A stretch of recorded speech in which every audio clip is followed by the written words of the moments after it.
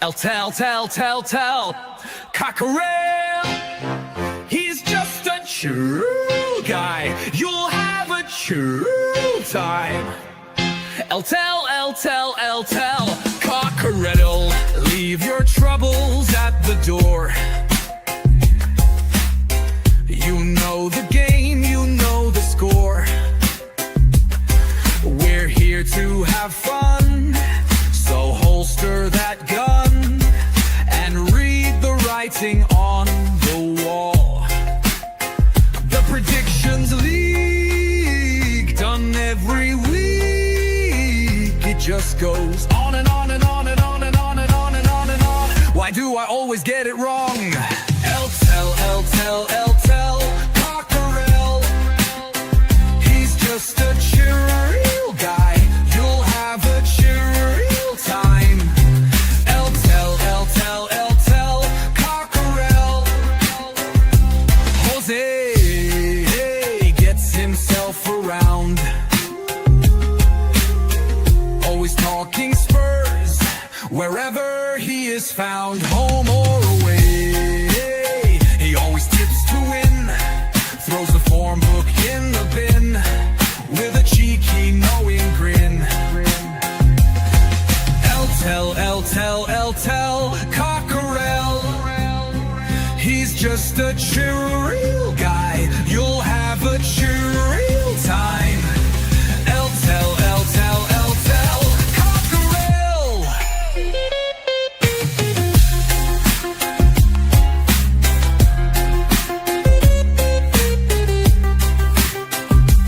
The predictions league, done every week. It just goes on and on and on and on. Why do I always get it wrong? Every time I play along. Tell, Cockerel, the show is so chilled, your time is well filled. If you want good friendly chat, then here's where it's at. Tell, Cockerel.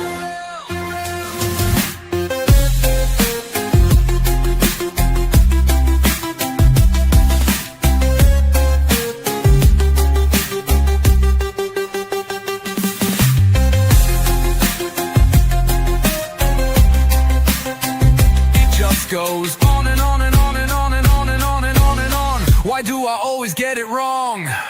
Tell, Cockerel, the show is so chill, your time is well filled. If you want good friendly chat, then here's where it's at. Tell, Cockerel.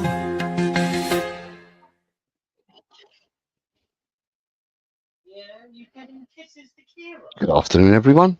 Don't know what's happening with this screen. It's been ages since I've done any of this stuff. Here we go. Hello, I'm back. I'm back. How is everyone? I hope everybody's well. Today's Friday, the 1st of August. August already. God, the season's only a couple of weeks away. But I wanted to start off by thanking a lot of you that are in the chat that I've seen come in now. A hell of a lot of you reached out and sent me well wishes for the last 2 weeks because I had to dart off to Spain. So just to put you in the picture, so on the Friday, the 18th, 2 weeks ago today, I was working. I was due to go on We Are Tottenham TV the following day. Kate had asked me to go on to do a pre-match pump up, and I said yes on Friday morning. And then at 1:30 in the afternoon, I got a call from my sister to say that my cousin had passed. And I was due to fly out on the Sunday to see my mum anyway, because she's getting on. And they sent me a photograph of my mum, and I thought I'd better go and see her. And on a Friday at 1:30, I got a phone call saying that she'd passed, and that my mum wanted me to go out and be with her. And the funeral is the following morning, because in Spain they bury you the following day. If they knew what was up with you, they don't do the coroner's stuff and all that and wait weeks. They do it the following day. So they asked if I could change my ticket on the Friday and go then, so I'd make the funeral. So I changed my ticket. I did say to my sister, look, I'll change my ticket. I'll do everything that I need to do. But I'm really cutting it fine because there's no flights from Gatwick. They're only from Heathrow. So it meant I had to travel all the way to Heathrow. So I said, I'll be cutting it fine. And they said, no, no, give it a go, give it a go. So I paid the extra money, changed my ticket and that, left here, got a cab, threw everything into a suitcase, got a cab, got to the station, got a train at about 2:30, I think it was, got the train from here up to London. And then from London, I got all the undergrounds that took you to Terminal 4.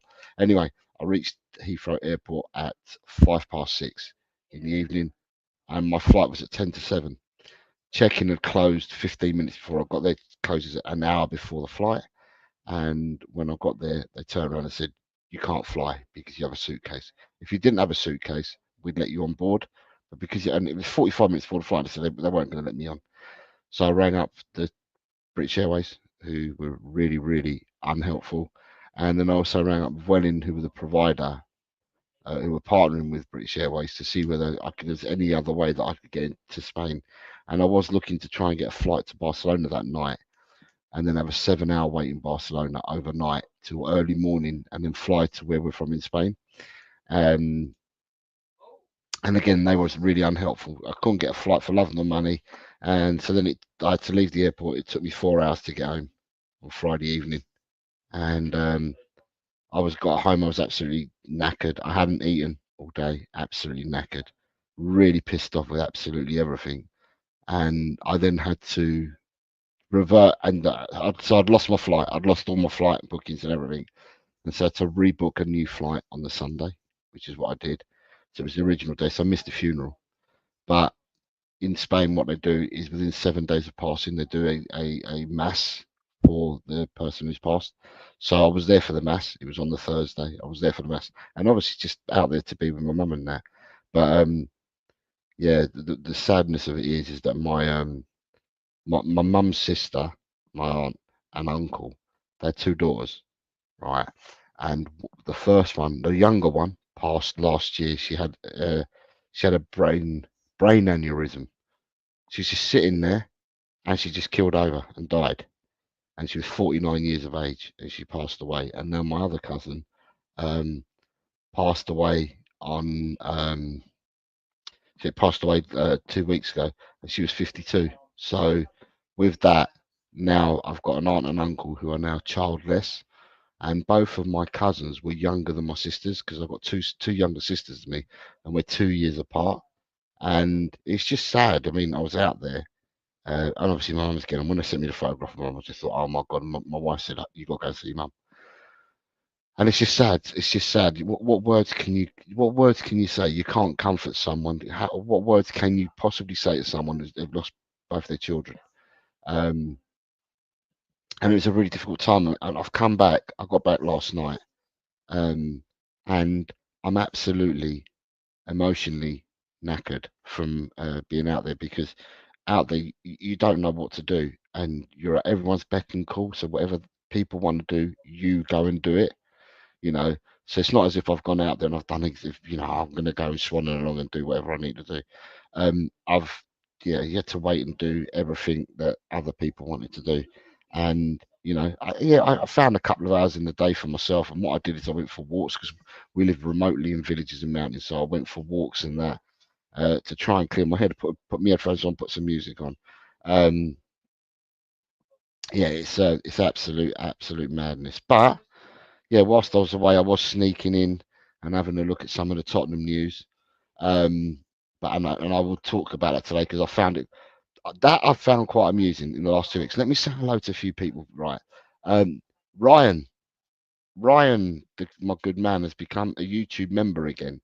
Ryan, I've not seen you in the chat, but God bless you, mate, and thank you very much for um, becoming a YouTube member. I wouldn't be surprised if people left because I haven't done nothing for 2 weeks. I was actually going to stream on the Friday that I'd left.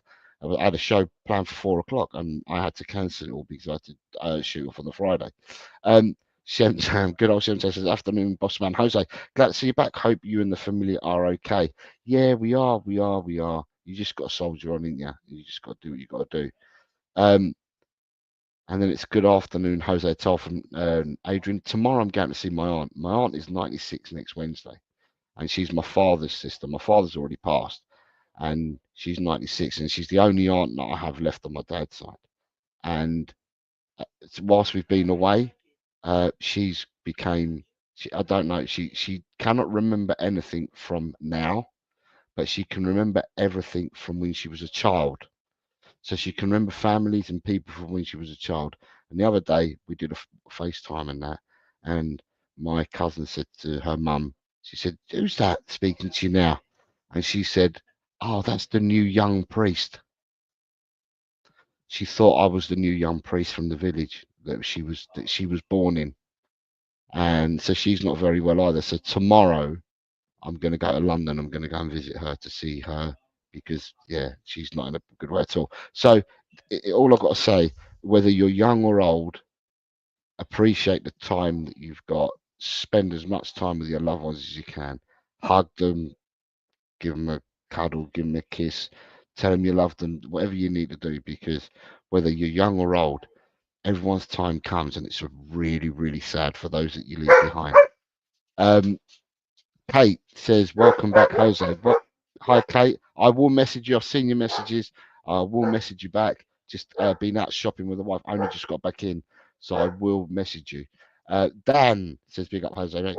Small downs to you, Dan. Really nice to see you. Thank you for your nice words, and Kate for your nice words, and Shem Tam, and Graham says, "Good afternoon, Jose. Great to see you back."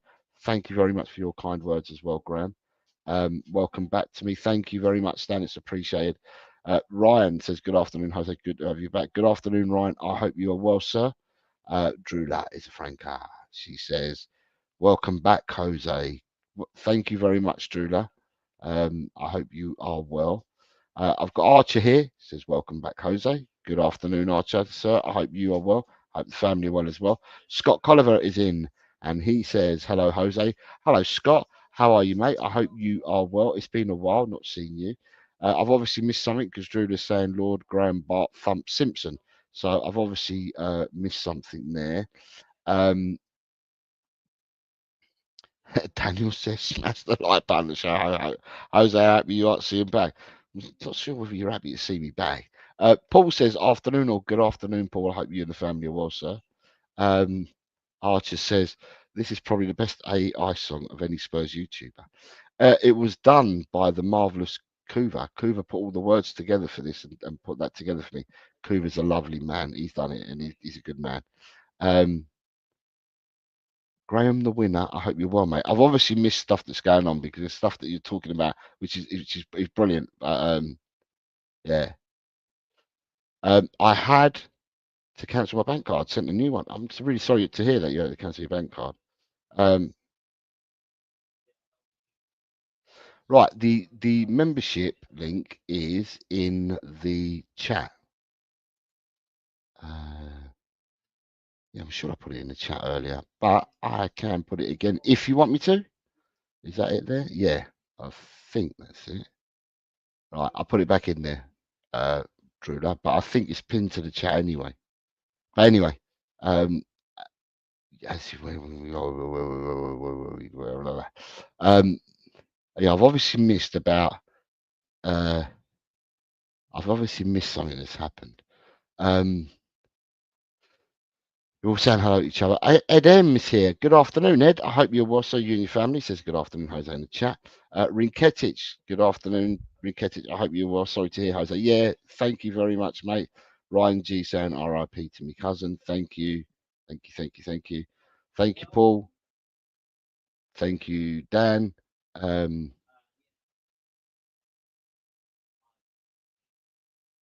Yeah, if it's better to do it on the computer and a laptop, just do it. Thank you, Drula. Ed again, Quez, Paul G. Nice to see you, Quez, as well. Nice to see you, Mel. Ryan says, "Yeah, both. Yeah, I've got. I'm now on my mum's side. I have my aunt and my uncle on my mum's side, and that's it. Because my nan. So whilst I was out there, I went and visited my nan, my granddad, my other nan. I went and visited my dad, who's passed as well. I saw my cousins. Yeah, and on my mum's side, all I've got left is an aunt and uncle now. So." Yeah, sad times. Thank you very much, Graham. Thank you, thank you, thank you. Nita says, "Well, Jose, welcome back. It's a tough one. Much love to you and your family. Thank you very much, Nita. God bless you." Uh, Luke's here. Great to have you back, mate. I hope you're as good as can be. Thank you very much, Luke. I am. I will. I will. I will. Yeah, I will. I'm back with my clan now. Back with my wife and my children, who I missed immensely whilst I was away. Um, yeah, mate. Jose, big up. Yeah, never easy losing loved ones. 1st of August is the day my granddad passed in 2011, and that's today, Daniel. So 14 years. You don't forget memories. Memories are memories. No one ever forgets. It's just sad times, as I keep saying. For those that are left behind, it's just sad, sad times. Um, Paulinia medical abroad official announcement tomorrow is what Adrian's saying. Right. So I've been away and I came back.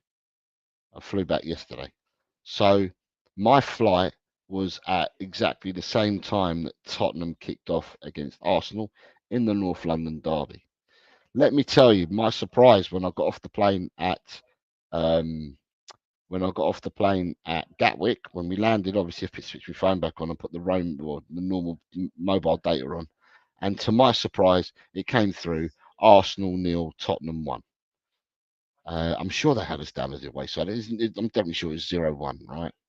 Um, and my surprise, I saw that. Um, Obviously, on the train home, I started watching clips of what I could find and saw the goal. And then, whilst on my way home, you had the story about Paulinho. And all I've got to say is that I've been away for 2 weeks. And in 2 weeks, we've done diddly squat. Um, Personally, and it's just my own personal opinion, I didn't see the game yesterday, so I can't comment. But if I read of what other people have said, other people have said that Saar played well, Kudos played well. Um, there's a couple of other players that were mentioned that have played well. Um, and basically, I saw comments. So last season, I was saying that Tottenham were 5 players light, and that was last year. And I didn't think our squad was good or strong enough last season. And this year, people are everyone's got entitled to their own opinion, but some people were bubbling up the squad and stuff like that. And I thought to myself, but it's the same squad. All we've done is we've added Kudos. And the squad, when you broke it down and you saw the list of players that went out for this tour, it really showed how we do need reinforcements. We really, really do need reinforcements. And I was surprised with the score line. But then as well, the Paulinho signing to me is probably one that was spoken about last season. It's probably been spoken about earlier in the transfer window. So really, are people surprised that it got done? Um, I saw a lot of people talking about the Gibbs White situation as well. And to me, looking at it all from the outside, looking in, I'm just like, this is why I wanted to know what's occurring. I'm back, but what are your thoughts? Because I haven't really spoken to any of you guys. I haven't spoken to anyone really. So just wanted to know what your thoughts were because my thoughts here are right. Although structurally, I've seen comments from people saying that against Arsenal yesterday, structurally, where we look better defensively, what have we got in midfield and attack? You know, so where we probably bought players in the previous seasons, and now we've got a decent defence. Um, we obviously, and I said that we had to bulk up in midfield and attack. So to me, the transfer window hasn't been brilliant at all. I don't think it has been. Kudos and Paulinho are just not enough for me. I think we need more than that. I couldn't tell you who we're linked with because I've not bothered looking. Um, Obviously coming back today, I've only just got back from shopping, so I've had to been running errands today all day. So, but to me, the squad just still looking at it on paper, and as I said, I didn't see yesterday's game, but looking at it on paper, I'm just thinking to myself, we are still woefully short. Some of you might tell me that I'm wrong, but and I haven't seen us play yesterday, but I think that we are woefully short. What Paulinho reminds me of, in a certain way, is Paulinho's coming on. I believe it's a loan, right? I think Paulinho's coming on a loan. He reminds me of when we signed Perisic, because for me, Paulinho's got pedigree. He's a good player, international, plays that position. Perisic was an international, played his position.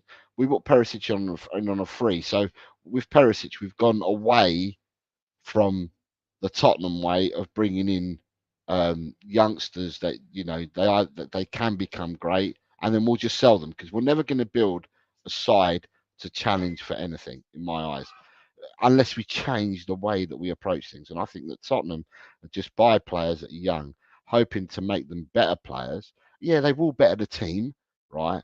But if they then have a resale value, it's like a business. They'll sell them, where there are other clubs out there that probably think slightly differently. They probably start off buying these players to to become better players, to improve their side, but and then they'll have a resale value further down the line. But where other teams, I think they may think to themselves, hold on, we've now reached a certain stage that these players have become first teamers, regulars, and these players becoming so good that what we'll do is we're going to chase a cup with these people. We're going to chase the title with these people. Where I don't think Tottenham in the past, and unless they're changing now, I think they've got youngsters coming in, and if they become good, I still think that we're a selling club. I don't think that our board at the moment will turn around and say, do you know what? We've bought these youngsters. They're really, really good. Let's challenge for the league, because they become better. A bit like when we had Potts, right? When we had Potts, we had, by hook or by crook, he assembled a really good young team because they were young at the time. All the players that he had were young at the time. You look at our defence: Rose, Walker, the two Belgian lads, the goalkeeper Lloris. Lloris ended up leaving us in his 30s, but Lloris was with us for 12 years. Then you had your Deli Allis, the desk, as what's his name? Adrian used to call him the desk. So you had Deli, Ericsson, Sonny, Kane, all youngsters, right? All youngsters as well in the team. Then you had central midfield. You had Wanyama or Dyer, or you had Dembele, who was still young. So you built a team by hook or by crook. We stumbled across having that team. It was built by Poch, and that team challenged for things. We didn't get it over the line, but that team challenged for things, and we weren't selling our players. So it looked like at a stage Tottenham have got to where they needed to get to. We could have added a bit more stardust, and that team would have been elevated a bit more. But we got to that stage, and with the players that we had, we didn't sell them. We actually wanted to try and win something with them, and I'm hoping that Tottenham will do that again and not see it as a business whereby these players get better and then we sell them off further down the line. And that's what I'd like to see. And that's always been a concern that I've had with Tottenham. I've always wanted Tottenham to, yeah, to build teams, to go and challenge for things in the future. Still, no one can take it away from us. We are still European champions. Let that sink in, because nobody can take that away from us. We are still European champions. We've got that trophy in the bag. It's in our cabinet. We are not trophy less. We have a cabinet that now holds a big, shiny European trophy. And that was with the team that we had last year. Now, looking at this season, I don't know. I don't know if I missed anything at the moment. I don't know what I've missed. But at the moment, for me, the two players that we've bought, and Kudos, I think I wanted Kudos 3 years ago. So, at the end of the day, we've got Kudos now, and I think he'll be, like I said, I think, and I've said this before, with Kudos at West Ham, his first season, he'd done really, really well. In his second season, I felt that with a change of managers and what they were asking him to do and play, I felt that Kudos was thinking he was like 4 steps ahead of the players around him. So pass, move, and stuff like that, they weren't on the same wavelength as him. The only two players that were, I felt, were Bowen and Paquetá.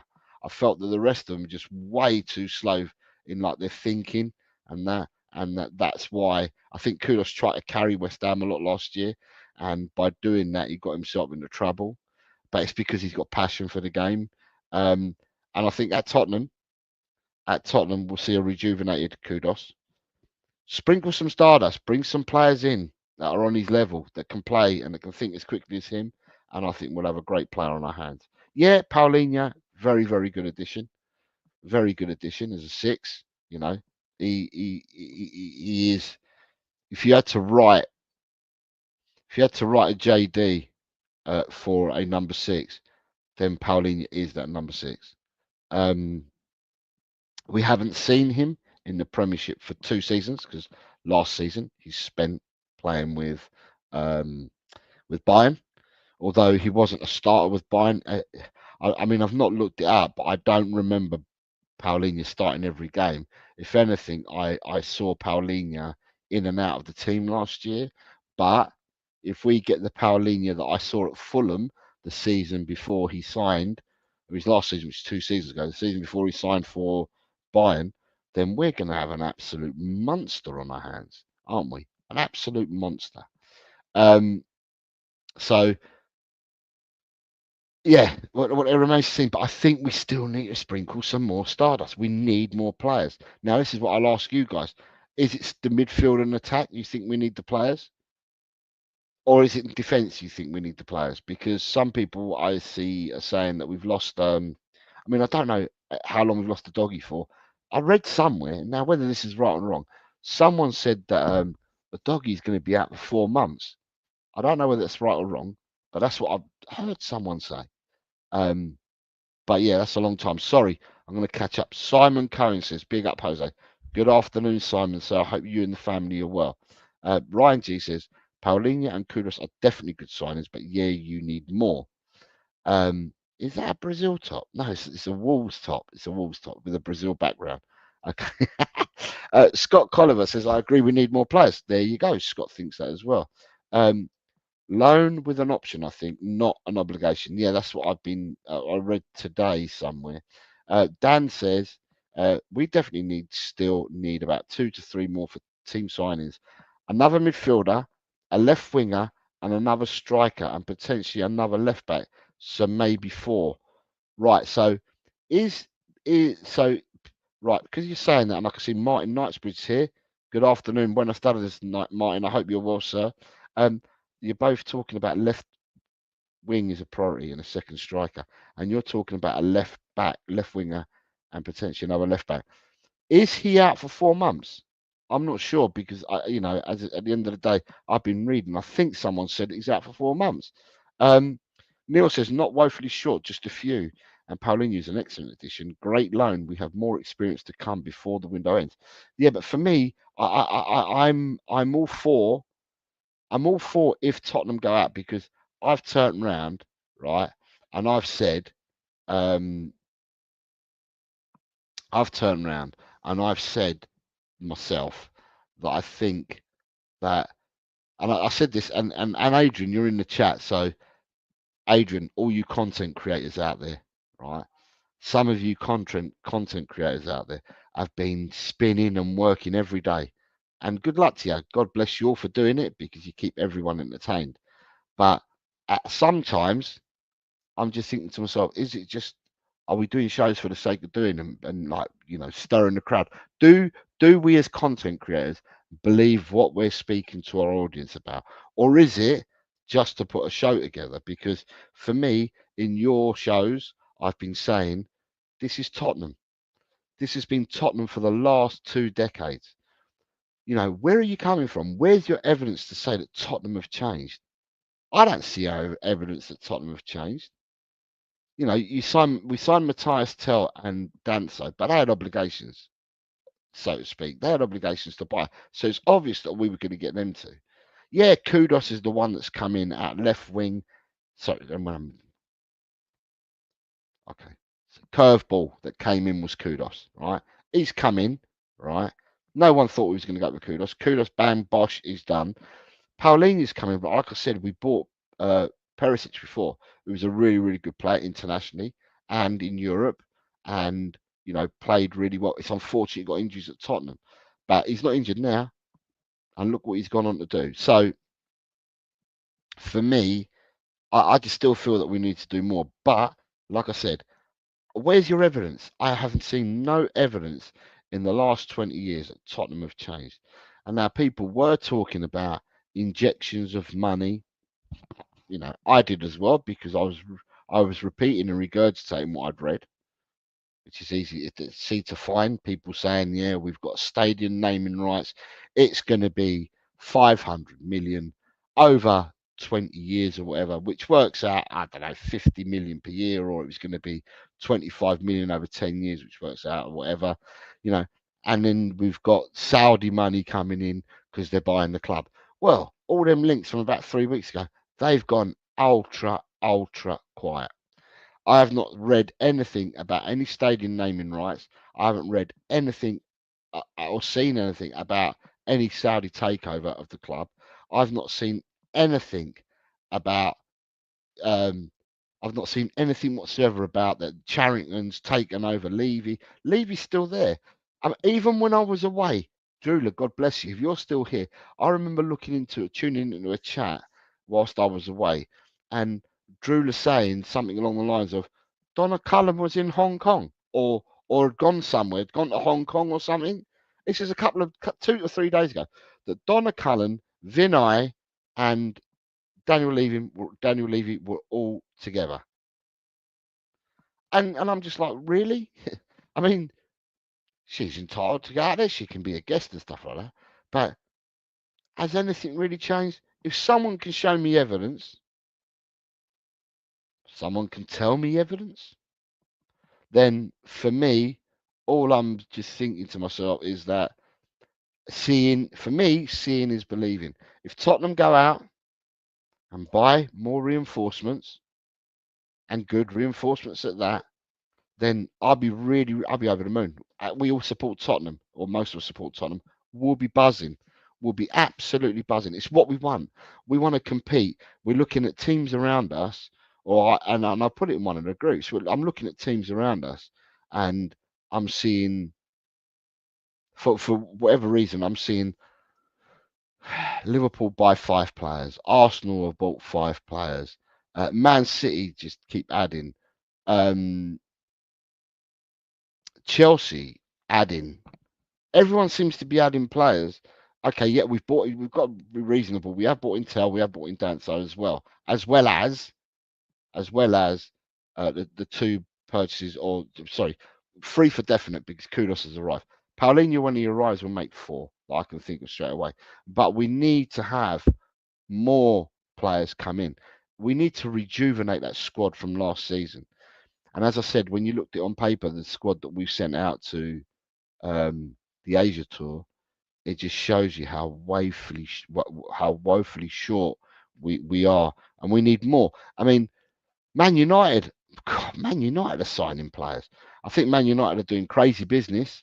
I think Man United will find themselves stumped because if they don't hit the ground running, I think Man United are in trouble because I think Man United, the reason why they're getting these players that they're getting is because they're often, one, they're paying out the clauses to get them in, but two, they're paying the wages that people want. Absolutely paying the wages that people want. And then, at the end of the day, if you're going to give someone, I don't know, £200,000 a week, and that's what you're going to pay them, then if you're paying that for somebody, and Man United are prepared to go big and pay 200 grand a week, and then you've got some other clubs that say we'll only give you 120, it's obvious what the player's going to do. But I think Man United spend a hell of a lot of money, and it remains to be seen whether they get themselves out of trouble or not. But like I said, Tottenham, I think we need more players. I just for me alone, if I want to really think, and I'm saying Thomas Frank's already in effect because, as I said, I didn't see the matches, but I've been told, I've read what I've read, and people are saying that we're set up in a different way, and we're set up really well. And if that's the case, then all you've got to do is sprinkle stardust. A lot of the people that I've read and seen what they've said is about having a playmaker, and that we miss Madison, and we miss having a playmaker, and that we look woefully short, in creativity. Well, Madison needs to come back as soon as possible, then, don't he? But what happens if Madison gets injured? Where's your creativity coming from then? So you need to get someone else in. It remains to be seen. As I said, for me, it's a start, and it still is a start. But again, when I look at teams around us, who, if we look at where we finish, oh, yes, we won that. We've got a shiny trophy. We look at league position. Um, there's a lot of teams that didn't get any shiny trophies last season. That their league positions were far higher than ours, and they're already gone out and built and built and built and built and built upon. The people that haven't, that I've seen not build, is a Newcastle. Newcastle have brought in Elanga, and that's all I've seen them bring in. I mean, I have been away, so I might be, someone might be able to correct me, but I've only seen Elanga's come in as far as I've seen. Aston Villa, not seen them do anything at all, no bits and pieces. So, at the end of the day, and whether it's money, whether it's restrictions, I don't know. But at the end of the day, this is our time where we need to start, doing bits and pieces. We need to start doing bits and pieces and improve our squad. Forget about those around us, because we're talking about those around us, right? I'd rather not talk about those around us. I'd rather talk about us, and for us to go and make the signings that we need. But another thing is, who else is left out there? Who else is left out there to go for? Because people say that the striker market has been really, really short, but all the players that could have been bought, or all the A-listers that could have been bought, have already been snapped up. You know, oh, sorry. Martin Knightsbury says, when I started this, I hope you're good, mate. I am behind on the chat by 14 minutes. Neil says, hello, Jose, by the way, and everyone else, I have to say hi and goodbye. Neil, take care. Nice to see that you've popped in, my friend. Archer says that Paulinho is a 1-year loan with a 25 million buy option. And that's not bad, although you're going to look at his age, right? But if he can still get around the pitch and you can get 3 good years out of a player, not including his loan, if you can get 3 further years out of a player, and you're looking at 25 million, I suppose it ain't bad money. If it elevates you, I don't think that's bad money at all. And then also as well, knowing the people that we have at our club, they won't pay because there's no obligation. They'll probably talk that 25 down. I think a bit like what they did with Tel, because there was no obligation. We talked the Tel price down a bit as well. I think they'll do that as well. Here's a smiley one. Good afternoon, Jose. I hope you're well. Jess, good afternoon. I hope you're well. Thank you for your kind words, Jess, as well. Neil says, our defence will be as good as anyone in a year or two. Mark my words. Scott says, if Paulinho plays well, then 25 might be a bargain. It's exactly what I'm saying. And they'll probably get cheaper. Ryan says, very good deal, Luke. 25 million buy option is a bargain. There we go. People saying hello to each other, which is always good to see. Jimmy H. Good afternoon, Jimmy says, big up, Jose. Welcome back, mate. And the chat. Good afternoon, Jimmy. I hope you are well, sir. You and the family. And the dog's part of the family. I hope he's well as well and enjoying his walks. Here we go. Mr. Oracle says to me, Jose, rumoured links Moani. Okay, for me, Moani's dead in the water. Straight away. All right, bear with me a second. Hold on.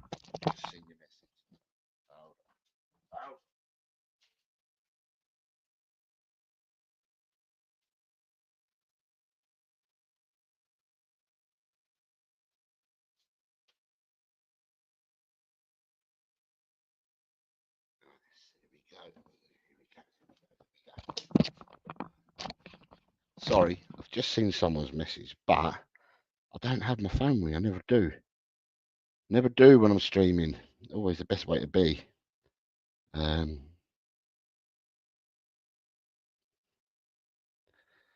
me just put this in there.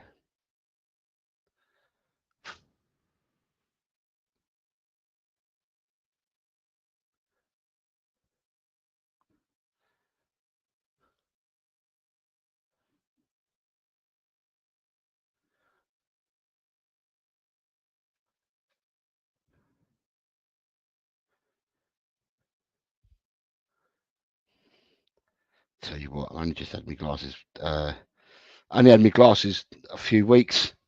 When I bought 2 new sets, I've had to put these on now because I've got my other ones here, and I'm just, I don't know whether I can see out of either of them. Right, yeah, Moani for me is a non-starter. I think Moani only wants Juve. So for me, Moani's a non-starter. Would he improve our front three? Yes, Moani would, without a doubt.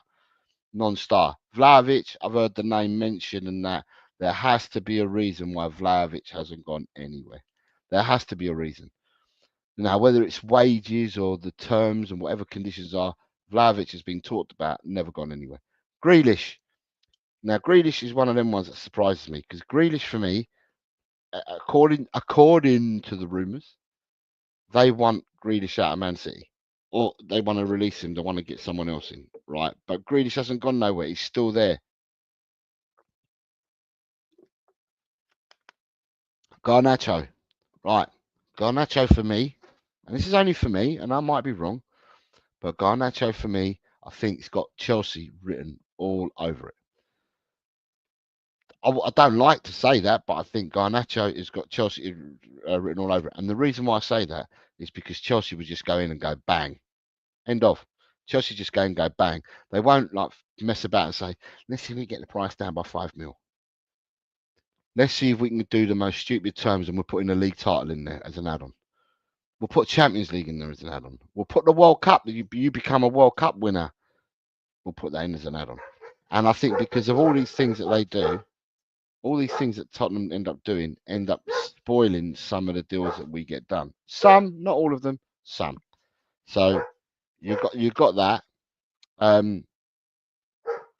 Guesan, don't know too much about him. Kalimwendo, don't know much about him. Heard bits and pieces. He may well be a good buy. I thought there was a Mikatadze that we were involved in as well. Someone's put his name in here, and I thought I'd heard Mikatadze was available as well. Matthias Sule. Yeah, Matthias Sule. A lot of these links are being put out there by people, right? And they're not amounting to much at all, are they, really? They're not amounting to much at all. Bradley Loco. Don't know enough. I know he's a French. I think he's French under 21. But I think he's French under 21. But yeah, again, not heard much about him. Hackney, yeah, I was told that it was out of Wharton and Hackney was the fullback. Fullback if we couldn't get Wharton. Wharton has been linked in the background as well, but no one wants to deal with Parish, or Parish is more of a deviant negotiator than Levy at times. Elliot, yeah, Liverpool look like they want Elliot to leave. And Elliot hasn't made a decision yet, as far as I'm aware. A lot of these rumours, I mean, and we don't know what Tottenham are doing behind the scenes. Probably nothing, or because that's the evidence. The evidence is we don't do much, or what we want as Tottenham supporters is we want them to bring in players. How good would it be to see Tottenham competitive on all fronts, challenging for absolutely everything? Whether you win it or not, just challenging for everything, and that's what we want to see. And for me, in order to do that, you need to bring the players in. McAtee, yeah, I think the price has been set by Man City. I think it's been set for Man City, or an acceptable price, and I don't think anybody is coming with the acceptable price for McAtee. I don't think anyone's coming for an acceptable price for Elliot. You know, this is what I'm saying. If a team comes in and goes bang, there's the money. You know, it could get done. But at the moment, I don't see anything happening at all. Ryan G says, I think he's referring back to Pauline. He says, I only think he started like 6 Bundesliga games last season. Well, the one thing is he'll be fresh. Colin Blackshaw, good afternoon. Colin, I hope you're well, sir. Hope you're well. Nice to see you here. Jimmy 8 says, we need a left back, a left winger, and a centre forward minimum. So that's 3, Jimmy saying, 3 players. Martin Knightsbridge says, left wing is a priority, second striker on the shopping list for me. So Martin's saying we need to prioritise a further 2 players. You've got 3 from Jimmy, 2 from Martin. Simon says, a left back and 2 strikers is on the left wing. So Simon's going with 3 players. Ellie, I've sent you the link, because I didn't see your message because I never had my phone with me. David Clark, good afternoon, David. Sir, I hope you and the family are well. Says hi from Leicester. We need a left winger, a number 9, but Spurs won't splash out on number 9 because Richarlison will refuse to go because he has a new baby and won't want to move away. So 2 players for David Clark as well, 2 further players already to what we've added. Simon's actually talking about players to leave. He says Biss, Davis, Son, Richie, and Gill can go. I think is the next match on Sunday. I think it's Sunday. Sunday will tell us a hell of a lot if rumours are true. Kudus and Paulinho are quality, and I expect at least 2 more quality signings. When you say expect 2 more, Adrian, I don't think 2 more is going to be enough, to be honest. In order to compete on every front, I'm not sure 2 is going to be enough. I think we need slightly more than 2. I don't know. I'm behind on the chat. I don't know how long a doggy's out for, but you're going to need cover at left back. Definitely need cover at left back for me. So, yeah, that's what my thoughts are. Simon says some players have got it comfortable at Spurs. Quite possibly. Quite possibly. We don't sell players, remember, says Nita. Yeah, what's happened to this Paratici fella? The irony of tuning in just as Jose's talking facts. Couldn't agree more, mate. I've pretty much zoned out of YouTube until the season starts. Steve, good afternoon to you, mate. I hope you and the family are also well. Nice to see you. Nice to see you. You can't legally force players out, even though Spurs told Richarlison that he won't get playing time and it will affect his place in the Brazilian side. I still say he will just take the money. I don't know. Do you know what, David? In a normal season, I would say that, but this season is World Cup season. And with World Cup season, the only way you're going to be at that World Cup, everybody, the pinnacle of your career is going to be playing at a World Cup, isn't it? Regardless of wherever the World Cup's being played.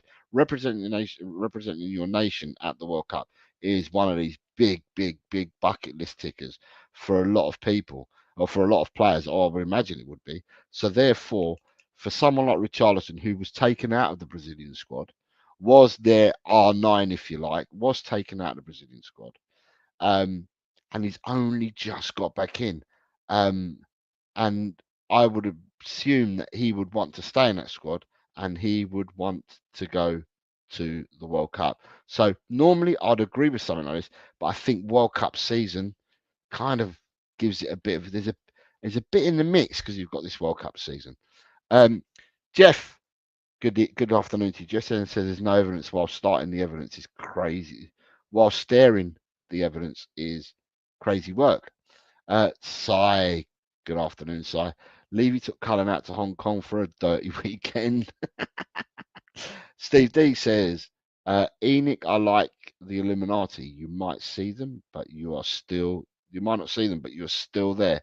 David Clark says that Gray needs to be sent out on loan to a championship side. When I was talking about Donna Cullen, yeah, she was, Jose. I did say that Chris Cullen reported it. Yeah, like I said, you said it to me, and I couldn't believe it when you were telling me. Del Boy Trotter is here. Is that Lord Rodney? Must be. Says saved his throat go in his phone. George, good afternoon, sir. Says pick up Jose in the chat. Let's get these likes, people. Thank you very much, George. I hope you and the family are also well, mate. Like people saying hello to each other. I'm nearly caught up with the chat. Mikatadze, Jose. Yeah, that's what I thought it was.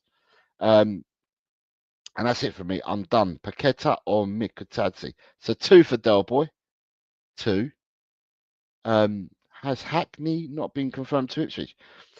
Is he? I don't know. Steve D's on the money. Says if Carlsberg did rumours. Good afternoon, Mr. Peters. I hope you're well, sir. I hope you and the family well. I hope that you and you're I hope you're chilling first and foremost in life, and I hope it's all treating you well. Scott Colliver says, yeah, Vlahovic's wages are too high. And Del Boy Trotter, and I've got a Lord Rodney Trotter here. Here we go. Garnacho has more baggage than British Airways, and he was toxic in the Manchester United dressing room. Was he? There's 2 sides to a story, isn't there, David? I mean, I thought that Amorim didn't fancy him, and Amorim wanted to freeze him out as well. It's interesting because obviously I've been in Spain, and I don't know how he's got the move out there, but Barcelona absolutely love Marcus Rashford. Honestly, you think Marcus Rashford has been playing with him for 3 or 4 or 5 years. They absolutely love Rashford out there. And Rashford was another one that, that didn't get on um, with the manager, but they absolutely love him out there. And Garnacho, when you start looking at a lot of these players who haven't done it or haven't got on with someone at one club and then go somewhere else and they just burst onto the scene and they give all, they're all to a new team. And it's a new lease of life, so to speak. So Garnacho probably needs a new lease of life because the manager just doesn't fancy him. I mean, at the end of the day, Garnacho's young. Um, and Garnacho, I'm defending Garnacho rather than attacking him. At the end of the day, he might just want first team football. He just might want first team football. He might want to just play. Obviously, you've got to train in order to play. How many people have said that Rashford's attitude stinks at Man United? Blah blah blah. Or all this negativity around Rashford. Yeah, when Rashford went to Villa, you didn't hear none of that at Villa about Rashford. In fact, Villa, if they weren't in the situation they're in, they wanted him back. Now he's gone to Barca, right? Out in Spain, they don't say he's lazy. They don't say he's got an attitude and stuff like that. They're absolutely enamored and they're absolutely wrapped about him, completely out in Spain. So at the end of the day, some of these players just need a new lease of life. Uh, Lord Rodney says, Gesand, Calimundo, I'll take them, but my first choice is Mikatadze. That's three players there. Leao from Milan, Simon. Right, the only way that I was looking at Leao is if the Don Paratici was back. No, I don't even know where he is. I thought that his ban was over. Thought he might have come back to Tottenham, but I guess he's not because I've not heard he is. So I guess he's not back yet, or he may not be coming back. Who knows? But we'll have to wait and see. Guess Sam would be the better of the two, says Lord Rodney. Gesand over Kalimundo. Mikatadze, sorry, Manatee. Manatee is overrated. He struggled in the under 21s. Oh, McAtee, I think it means. He struggled in the under 21 Euros. His finishing is poor and he's now upgraded at Spurs. Right.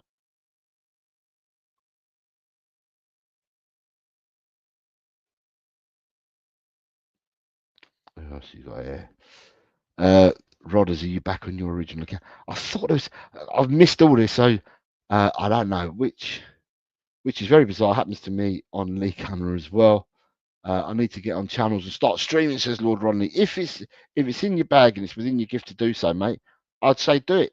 If you enjoy talking about any subject, and you enjoy sharing yourself with people, then by all means do it, mate, if it sees you happy. Right, what I was saying earlier, Scott Colliver said straight away, Sunday could be Son's last game. Right, so the rumour mill and the in the nose said at the end of the season, they said that Sonny was contracted to be at the game in Korea against Newcastle.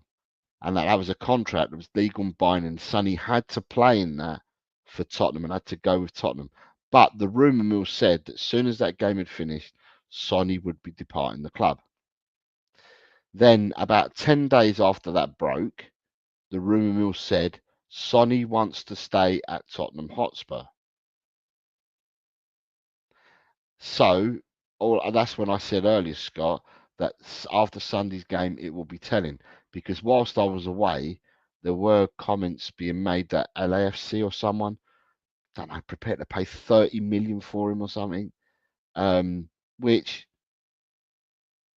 is good money. I mean, there are also rumours out there that the Son effect, which I think is a great one at Tottenham, the Son effect is a great one at Tottenham, and the amount of revenue brings into the club from the Asian market is immense.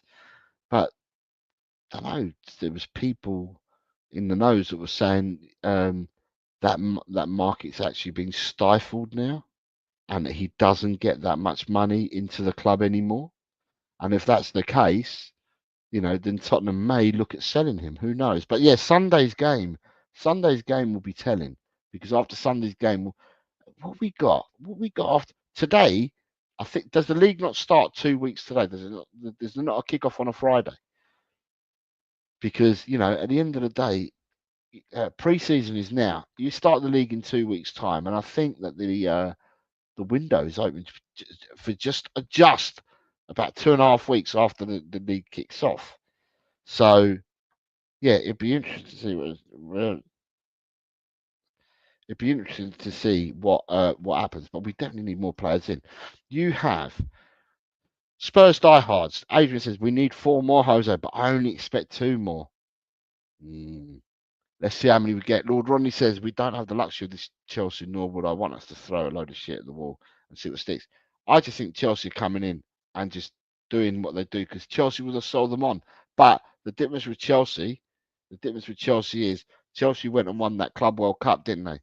And they used the youngsters and they played and they're adding more to it. So, with Chelsea, even with their links, they'll bring these players in, and Chelsea are a serious club, because if they think that the players are good enough for them to mount something with the players that they've got, they'll keep them and they'll go and mount. If they don't believe the players are good enough, then they'll just sell them, and they'll sell them on and they'll get a profit. And then with the links that they've got with Saudi Arabia, the leagues out there. I mean, who's gone out there? João Felix. João Felix, they bought him for 42 million and sold him for 45. He's had a right stinker ever since he burst on the scene. And I don't think he's that bad a player, but ever since he burst on the scene, he's actually stunk at every club that he's been to. And he's been at some big boy clubs, isn't he? I mean, Atletico Madrid paid over 100 mil for him. He's played out in Italy, he's played over here, and now he's gone, and they've made money. They've seen, there's someone they've bought, and they've passed them on. But they've got special relationships with the Saudi people, Chelsea, through their links with Clear Lake. So, at the end of the day, Spurs don't need Paratici. He's not the Messiah Spurs fans think he is. We have purchased Kudus and Paulinho without him, so save the money on his wages. So wait, look at it. Archer, we should offer Richie and Basuma 5 million each and sell each for 15 million. Adam, good afternoon, sir. I hope you and your family are well. Says Elliot and McAteer are available. Didn't say they weren't available. All I'm saying is a club will come in and match or get very close to what they want. And if they do, they'll purchase the player, because Tottenham, as I said, they'll go in and if like they normally do, offer 15 million less, 5 million in add-ons. Yeah, if your player wins a World Cup, and if they win a Euros, or if they, depending on if they win the AFCON, you'll have all stuff like that, all in the deal and that. And then people don't want to do a deal with Tottenham because of what Tottenham going and offer. But we do need more players, Adam. We do need more players. We have to continue with the measured, more precise approach on transfers, not just slapdash like we were, says Lord Rodney. Christopher Inshaw, good afternoon. Christopher says, when are you starting predictions from are you starting when the championship starts in 2 weeks' time? The league actually starts in 2 weeks' time, Christopher. As far as I'm aware, the championship starts next week. I believe the Predictions League starts in 2 weeks, and the Predictions League this year will be members only.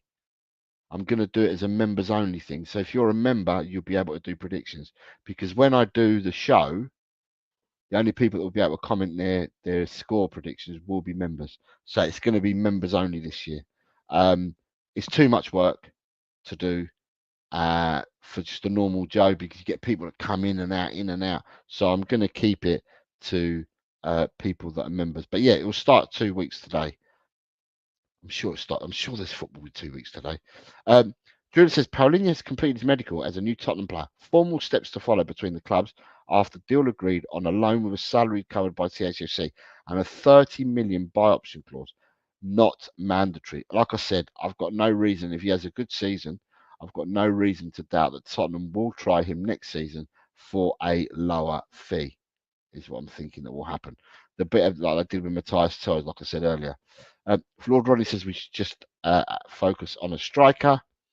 Adam says agreed. We need strikers. Son is finished and Richie is right. Let me see who else we got here. Robinson from Fulham would be a good signing for the left back position. Drula says, yeah, he'll be holding up the shirt in a few hours to Daniel. Let's hope so. Let's hope so. Oh, look at this. Good morning, Peter. I hope you're well. Thank you for your kind words as well, Peter. It's much appreciated. Nice to see you. I hope you are well. I hope you're well. Obviously, it's 1 a.m. in Melbourne. I take it you are working at the moment. If it's 1 a.m. or it's either that or you're up late. Because it's 1 a.m. It'd be 1 a.m. Saturday for you, wouldn't it? Yeah, your early hours of the morning on Saturday already. But no, nice to see you. And like I said, thank you very much for your words. Thank you. Robinson's going to cost a packet. There's so many similar level left backs out there for half that or less. 45 million for him, says Robinson, apparently, from Adam. League starts on Saturday, 16th of August. PSG's Wednesday, the 13th of August. Is there not a match there? So is the league on the 16th of August? It starts on a Saturday. So there's not a Friday night game that starts the league off, because the last few years there's always been a Friday night game. I'll have to check it up. Okay, but regardless whether there's a Friday night game or not, it's 2 weeks today that we'll do the prediction show. And with the prediction show, I've got to figure out how I'm going to do it. Is it going to be just the Premiership, or am I going to throw in the old bonus ones as well? It probably will be. September the 1st is when the window shuts. Yeah, so if you kick off the league on the 15th or 16th of September, there's 30 days. Is there 30 days? 30 days in September plus the first means that's going to be at least 15 or 16 days, which is just over 2 weeks, because 14 days makes 2 weeks. So it's just over 2 weeks after the season starts that the window then shuts. But what I'm saying is we're 2 weeks away from that now, from the first games of the season, and we're signing Paulinho at the moment. Would he have had a pre-season? Because we all shout about we want a pre-season out of these players, blah blah blah. So at the end of the day, would they have had a pre-season? Who knows? Who knows? Because I don't know what bits and pieces he's done. He's been doing at Bayern. At least with someone like Kudos, he's had a pre-season because we got him right at the start. But with Paulinho, I don't know what bits and pieces he's been doing at Bayern. Adam McFarlane says naming rights. What naming rights, Adam, is all I've said. I said that I covered it at the start, where people were talking about naming rights and all sorts of things, and I don't know where it all is, because I've not seen anything. Ryan G says, yeah, the first game is Liverpool Bournemouth on the 15th. Okay, so that makes it a Friday night game. It's 2 weeks from today. Regardless whether it's a Friday or Saturday start, the Predictions League starts 2 weeks today. Adam says, I will take a punt on Sancho. World Cup coming up. Players want to impress. Well, all I say, Adam, is if we are going to believe the things that we hear, that we not see, that we hear, then Sancho's got a worse attitude than Garnacho. It's interesting that Chelsea didn't take up the option to sign Sancho. They decided to spend their money elsewhere. Sunday the 3rd of August, Seoul World Cup Stadium against Newcastle. So that's midday on Sunday. Yeah. Thursday the 7th is Bayern at 5:30. And then on Wednesday the 13th is the Super Cup. And then we play the weekend after. There's no time and there's no rest again. Can we hijack the Diblin deal, possibly the new Balde? Adam, I've been away, and I think that Diblin, Southampton are saying 100 mil gets you Diblin. But I think someone's only bid 30 million for him, and I think they've been told to go away. As I said, I would have thought that there's going to be a price for everybody. There would be a price for everybody. No to Diblin, as we already have enough players. Steve D says Pogba was considered a problem at United and went on to be brilliant at Juve. Sometimes players just need a change. It's exactly what I was saying earlier, Steve. To me, if players are not fancied by the governor or their gaffer or the club that they're at, then a new bit of scenery normally perks them up, so to speak. Mr. Kagayas, I've just realised, has gifted out 10 channel memberships. That's very kind of you, Peter. And these have gone to Marianne, Michelle Zachariah, Gamecock, Jeff Badgery, Ghosted, We Are Spurs TV, The Cockney Hotspur Show, Hanno, SD Flips, and Nate Pye. I will look out to see if anyone comes into the chat from these people and tell them exactly who gifted them the memberships. Few of them that I've seen there. So Hanno does the or did last year. Don't know if he's doing this year because he's studying, isn't he? Hanno did the predictions. Can we hijack do as soon as possible? They have read that one and that one. Pogba. Romano says Paulinho medical done now. Done now. A Spurs player. Ruled. Rodney says Diblin would be on his B list. Think Spence might be the back to Doggy the left. Right. But I mean, no one's told me. I'm still trying to find out from you guys because I've been away. Is a Doggy out for 4 months? Because I read somewhere whilst I've been away that a Doggy, someone had said that he was going to be out for 4 months. And if that's the case, then you definitely need cover on the left hand side. I also think that I heard somewhere whilst I was away that the injuries to Dragusin will be back sooner than Kulusevski. But the Kulusevski is going to be the longer, out of the people who've got injured at the moment, he's the one that's going to be the last to return. Or supposedly, this is before, I was reading that before a doggy got injured. But if a doggy's going to be out for 4 months from now, then the doggy surely be the longest one out. And if that's the case, then we need cover on the left hand side. Peter says, yeah, he's stuck in ED. 15th of is the first Liverpool game, says Jimmy. Daniel's telling me as well, there is a Friday game. Adam says Scouse was born from the Friday night.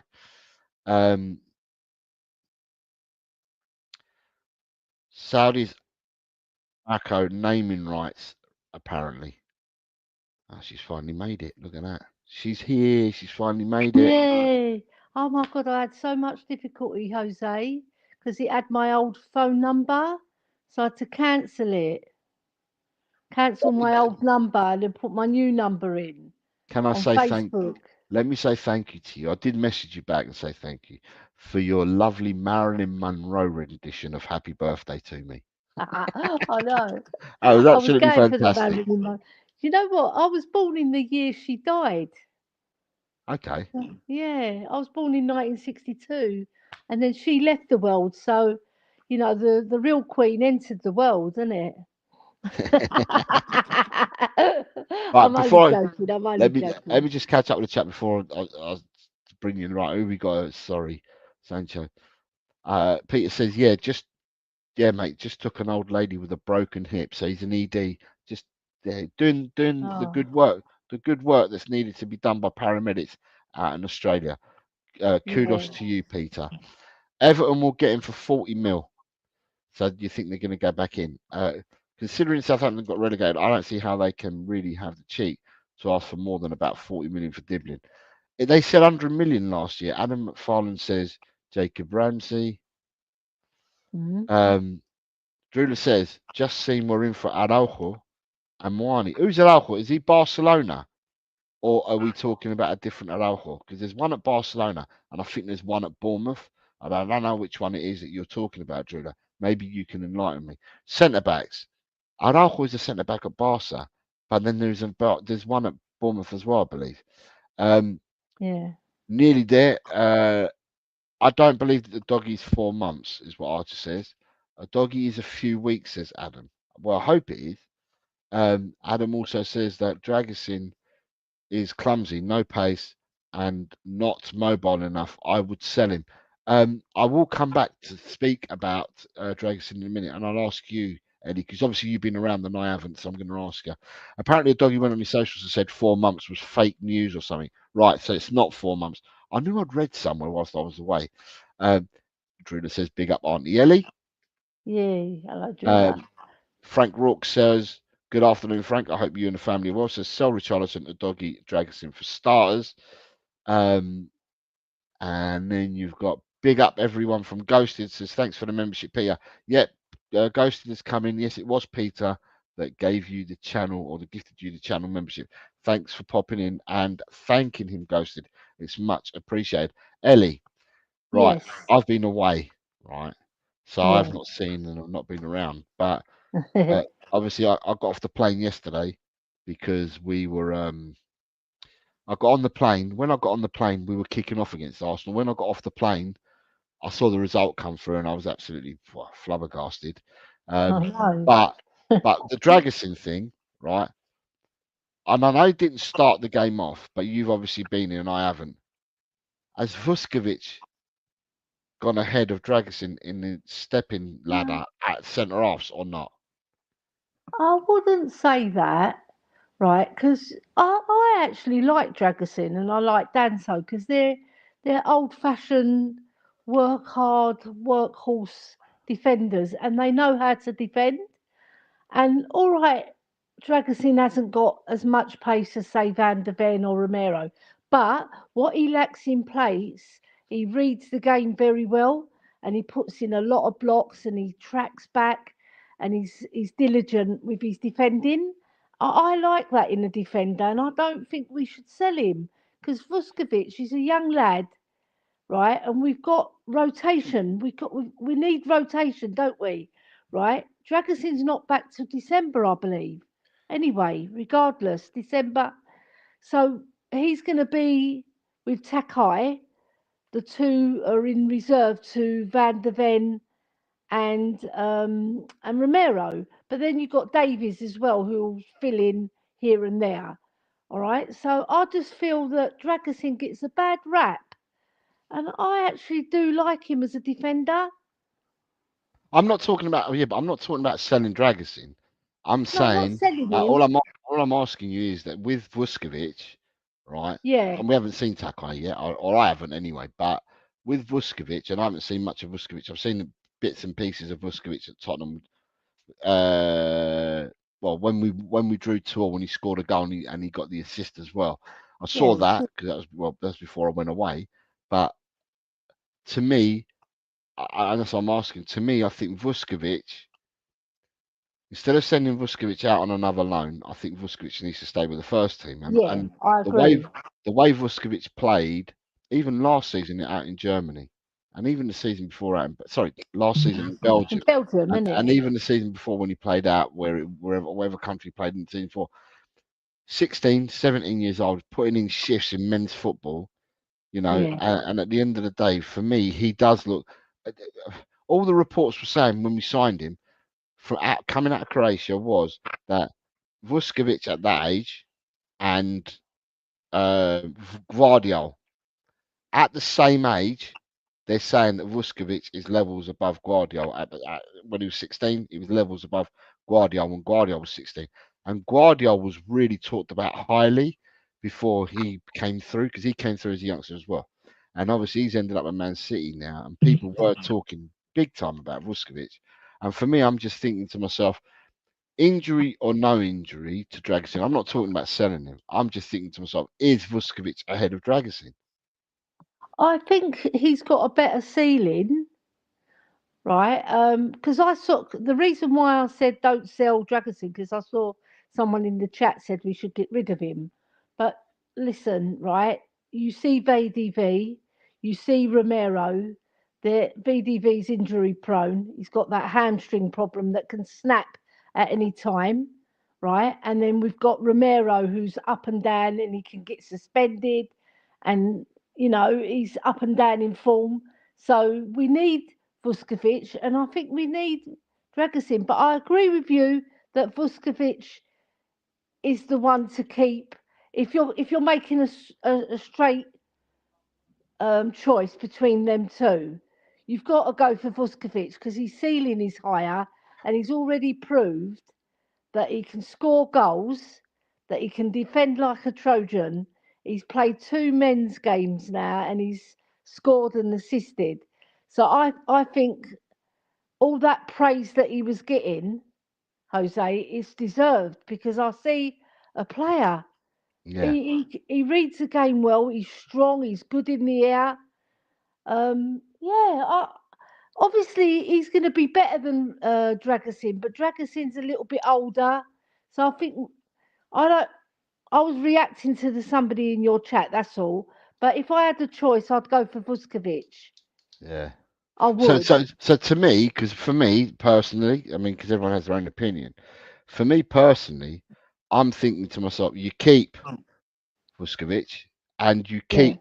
you keep the Takai, who I've not seen play yet. I've seen the show reels and that, but he's obviously 20, isn't he? 20 years old. But you keep them Yeah. both because if we get injuries like we did last season Yeah. and the season before to centre halves, then you end up playing with Archie Gray, who I'm not going to knock him, did a sterling job when he was asked to play at centre half, seeing that's not his natural position. Did a sterling job. And then you have to bring in Davis. But then you can't, these players, with someone like Davis, you can't rely on Davis week in, week out at his age as well. So for me, I would keep the two young centre halves in the squad, in the first team. And I haven't seen Takai play yet, but I'd keep them in the squad because Yeah. centre halves, we struggled last year because if you lose VDV or you lose Romero, and then seeing that we haven't got left back, if a doggy's out, then does VDV go and play at left back? Which in that case means that you're going to need Danso and Romero. And then if there's Yeah. injuries, then you need to fall back on other players as well. And that's what I'm saying. I'd keep the two youngsters. And I haven't seen Yeah. Takai play yet, but I would keep him in the first team. I don't think with Takai, we've brought him in to loan him out to another club. I don't think we have. No. I think he's injured at the moment anyway, so Yeah, we're he not is. going to Yeah, see him for a little while. Um, they reckon another couple of weeks before we see him. So that's like near the start of the season, really, isn't yeah. it? Because I think does the season start on the 23rd, 23rd of August No, the or season starts 16th? two weeks. 16th. 2 16th, weeks. that's it. Yeah. Because I'm going away the week that we play Burnley. I'm going to be in Cyprus. But I agree with you, Jose. We need to keep as many centre backs as we can because of these. Do you know what, as well? Archie Gray, right? I'm going to defend Lubo here, right? Because he loves Archie Gray, Yeah, doesn't but he? not that he needs Everybody. any defending. Lubo can stand up for himself. But go on. No, I'm not defending Lubo. I'm defending Archie Gray. All right. But I like that Lubo likes him because even though he's young, right? He's only what 19, right? He was playing in a suicidal back five, if you want to say the other two inverted. So really, it was a back three with two inverted, right? And he had to cope with all of that tactical nonsense, Yeah. right? Where it took a lot out of the senior players, yet alone the youngsters, right? And I think he did, like you said, a sterling job. He was good. He was. He wasn't brilliant, but when you think of the tactics that he had to play under, even Romero, who's a seasoned professional, struggled with those tactics because he's not the quickest. Mm, Whereas VDV, he shone because of his pace, right? And it suited him. But now we've gone to a sensible setup. You can see VDV's got the defensive side to him. So I think that Gray, I don't think he's suited to that central defensive midfielder role yet. He's not physically there in hmm because in that role, Jose, you've got to be powerful. You've got to be strong. You've got to be a bit of a shithouser as well. So I don't think he's ready for that role. But to fill in as as another centre back or another right back that he played quite well and he done some nice balls. Yes, he's still learning. Yes, he's going to make mistakes. All right, but I thought he done quite well when he came in. mm. Right, Ryan's coming. Says, "Big up, Bozo. How are you? How are you? And how do you feel about Paulinho on loan?" Right, I did say at the start. You missed it at the start of the show, Ryan. And thank you for becoming a member again, mate. I saw that when Well I done, first Ryan. signed in. Um, as I said about Paulinho, Paulinho reminds me of, well, Paulinho, if you wanted a number 6 and you did a job description for a number 6, that is Paulinho. That is Yeah, him. You've got every attribute and every skill set that's needed to be a 6, and a monster one at that. He reminds me a lot of when we bought in, or we've gone against the grain because we normally buy youngsters. We tend to buy youngsters and try to sell them off for profit, is what we do. Although I'd rather build a championship winning team. And he reminds me of Perisic. When Perisic came in on a free, we bought someone who is a fully seasoned international and has yeah, played in the top European leagues. If we get the Paulinho that played two seasons ago with Fulham, we are in for a treat. We'll have a monster on our hands. So I'm really pleased. yeah. I But agree. for me, Ryan, it's not enough. I still think that, and as I said at the start of the show, I heard 3 weeks ago naming rights. I heard Saudi investment coming in. I heard that there was a cash injection put in by ENIC. I heard that Charrington is doing more bits and pieces than Vinay, and that Levy's been shoved to the side. And all I said, and whilst I've been away, all I said to people is, look at the evidence. Follow the trail for 2 decades, over 2 decades. Follow the trail. If Tottenham do something that is not what their normal thing is, and that's following the trail for the last 20 years or so, then Mm, I'll be happy and surprised. So yeah, for me, I think we need more players. I said I felt the squad was like last season, and when you look on paper, the squad we sent out to these to Asia, it shows you how woefully thin our squad actually is. We need to build, and we need to bring more players in. We all support Tottenham. We've got the love for the team, and I want them to compete on every front, and I'm sure you all do as well. And in order to do that, I believe we still need to get more players. I'd be looking, me personally, if we are serious about, when we talk about, yeah, we want to challenge for leagues and we want to win the European. If you're serious about what you say, we need a bare minimum for me, another 3 first team players as a minimum requirement to come in this summer. I know we can't get everyone in one go, but yeah, I still think we're 3 shy. And that's we've bought Danso, Matthias Tell, we've bought Kudos, and now if Paulinho signs, because a lot of people telling me that Morgan Gibbs White was coming 2 weeks ago. If Paulinho does hold that sharp and he comes in, then I still think we're 3 players shy. We need another 3 players for definite. yeah. I think we Nige, need a left winger as well, don't we? We need a left winger because I don't think Cell's going to cut the mustard there. I'm gonna come. Let me just say, like, to Yeah, get these bits, and I'll come back of to you on that. course. So I've got Nige saying, big up Jose Ellie in chat. Good to see you back, Jose. All right, I hope you and nice. the family, Nige, I hope you're all well, and thank you very much for your words. It's been. I'll thank everybody again. I'll thank everybody for Yeah, their words. It's been absolutely, well, it's been needed, and it's helped out a hell of a lot. Um, Adam McFarlane says, Woolwich are playing 15-year-olds, and I would play Vuskovic now. That's how you learn. 100% Vuskovic needs to stay. I saw a comment by. Let me go back. I saw this comment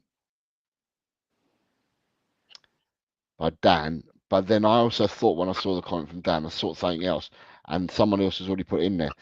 He says, Jose, we did with Yang, mate, loaned him straight out, straight away. Don't be surprised if we loan Takai out.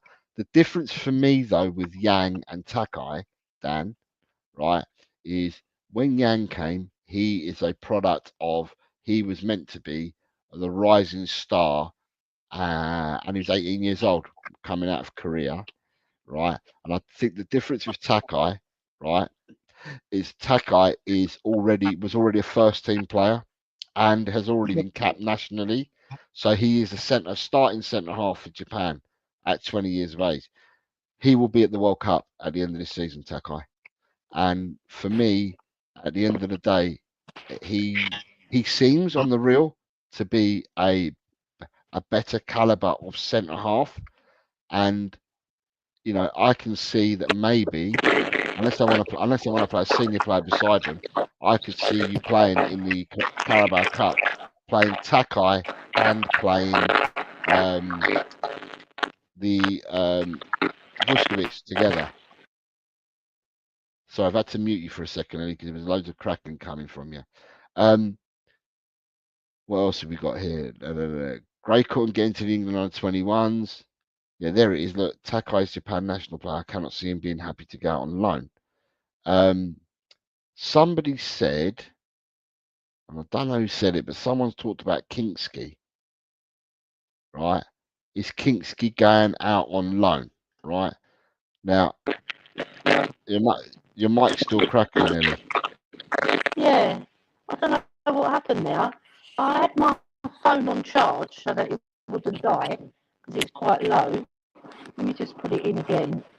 Yeah. See if it improves it. Right, the crackling stopped, I think. No, it's not. It's come back again. Sorry, you got someone saying they've heard about Kinksky going out on loan to Lille. I think that's an absolute load of that's ITKs out there, or that's somebody causing problems or stirring the pot for whatever reason that suits them.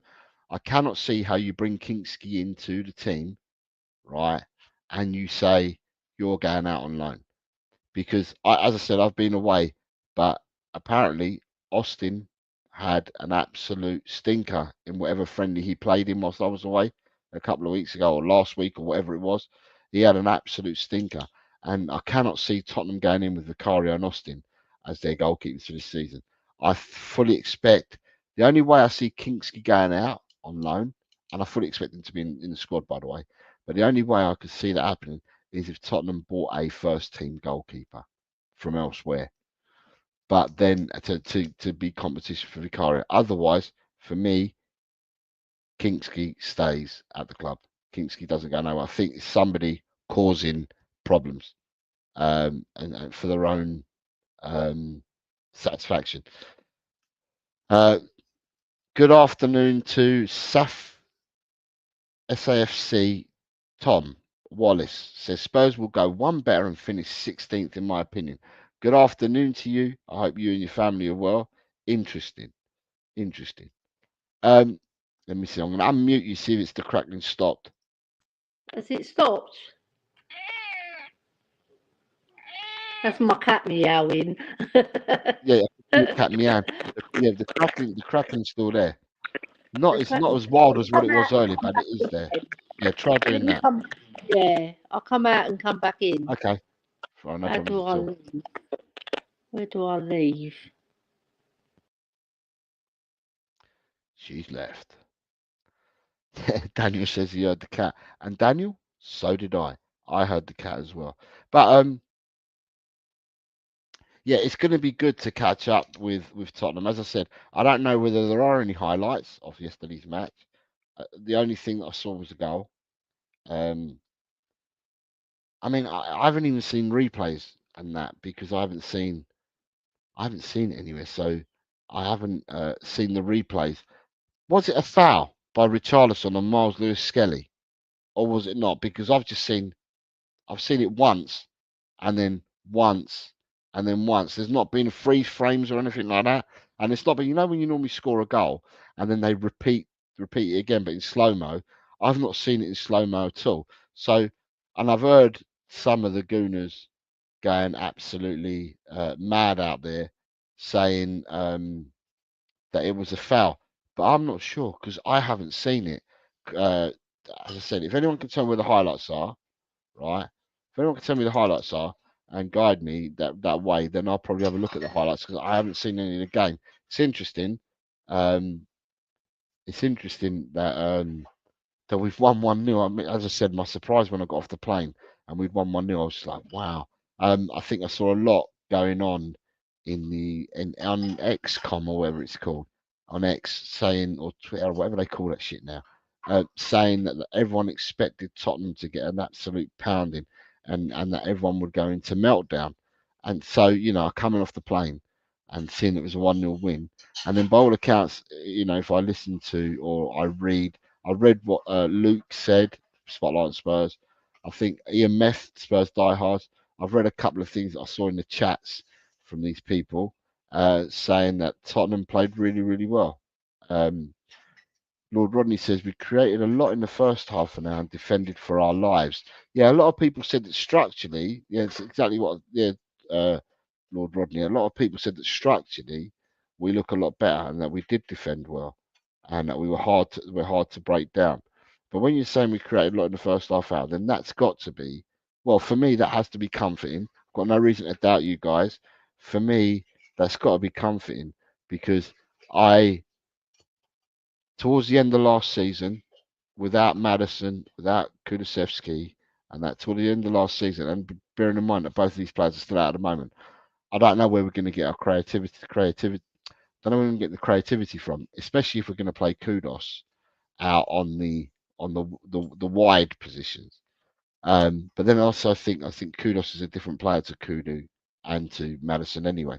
But it's good to see that we've actually, you saying that we created a lot in the first half an hour. That's good to hear because, as I said, for me, I don't know where the creativity is coming from. So that's good to hear. I think we still need to buy, as I said, more players, and if we can get creative ones in as well, then that's all the better. No, Miles Lewis Skelly overran the ball and then tried winning a foul. Okay, so it wasn't a foul at all. So I heard loads of people talking about it was a foul. The referee had got it wrong or whatever. And yeah, if anyone knows where I can watch the highlights or more than just the goal, then let me know and I'll have a look. Let's be honest, we probably all thought we would get bad, including me, says Adam. It was inexperienced play by him, says Dan. Nita says, buy buy, loan out, then loan out. But we still don't have the art of knowing we need to sell. What's going on, our beloved Spurs? Adam says that Skeddy was pony. Jimmy H says we looked solid defensively, which I've not said for quite a while. And I think a lot of people, right? Listen, I'm not going to knock the manager that we had last season. He brought glory to Tottenham Hotspur. We won a big, massive, shiny trophy. And in the grand scheme of things, that's the third biggest trophy in club football last year. So your league's always going to be, for me, your league's always going to be your first trophy. Then you've got your Champions League, and then you've got the Europa. So for me, it's the third biggest cup. We have that cup in our trophy cabinet at Tottenham Hotspur, which is absolutely brilliant because everyone keeps saying that you had the memes about Tottenham Hotspur's trophy cabinet being empty. Well, it's not empty, is it? It's not empty. You've got that big shiny trophy there. And at the end of the day, I can't knock him, but it's interesting. Defensively, we're going to play a different style of football this year. We're going to be set up differently. You guys have seen it. As I said, I didn't watch the game yesterday, so I can only go by what you guys are telling me. But if we're structurally more sound defensively, and then we've bought, sorry, if Paulinho does come, holds the shirt up, he's with us, holds the shirt up. Not here we go. Morgan Gibbs White, and 3 weeks later he's still not here because he's signed the new contract, right? With that number 6, Paulinho, if he holds up the shirt and he comes to the club, well, then if we're getting better defensively and we've got that 6 pivot there, it's going to make us even stronger, surely. I couldn't watch Underhand. He's so predictable. As I said, I'm not going to knock him. I'm not going to knock Ange because Ange got us a trophy. So I will not knock him. Harvey Elliott, like I said, I think Harvey Elliott will go to whoever pays the money. Liverpool want him out. They've got a price for him. Someone meets that price, Harvey Elliott will go. I feel like I need to be nagging today, says Nita. Nita, you say what you feel. You say what you feel.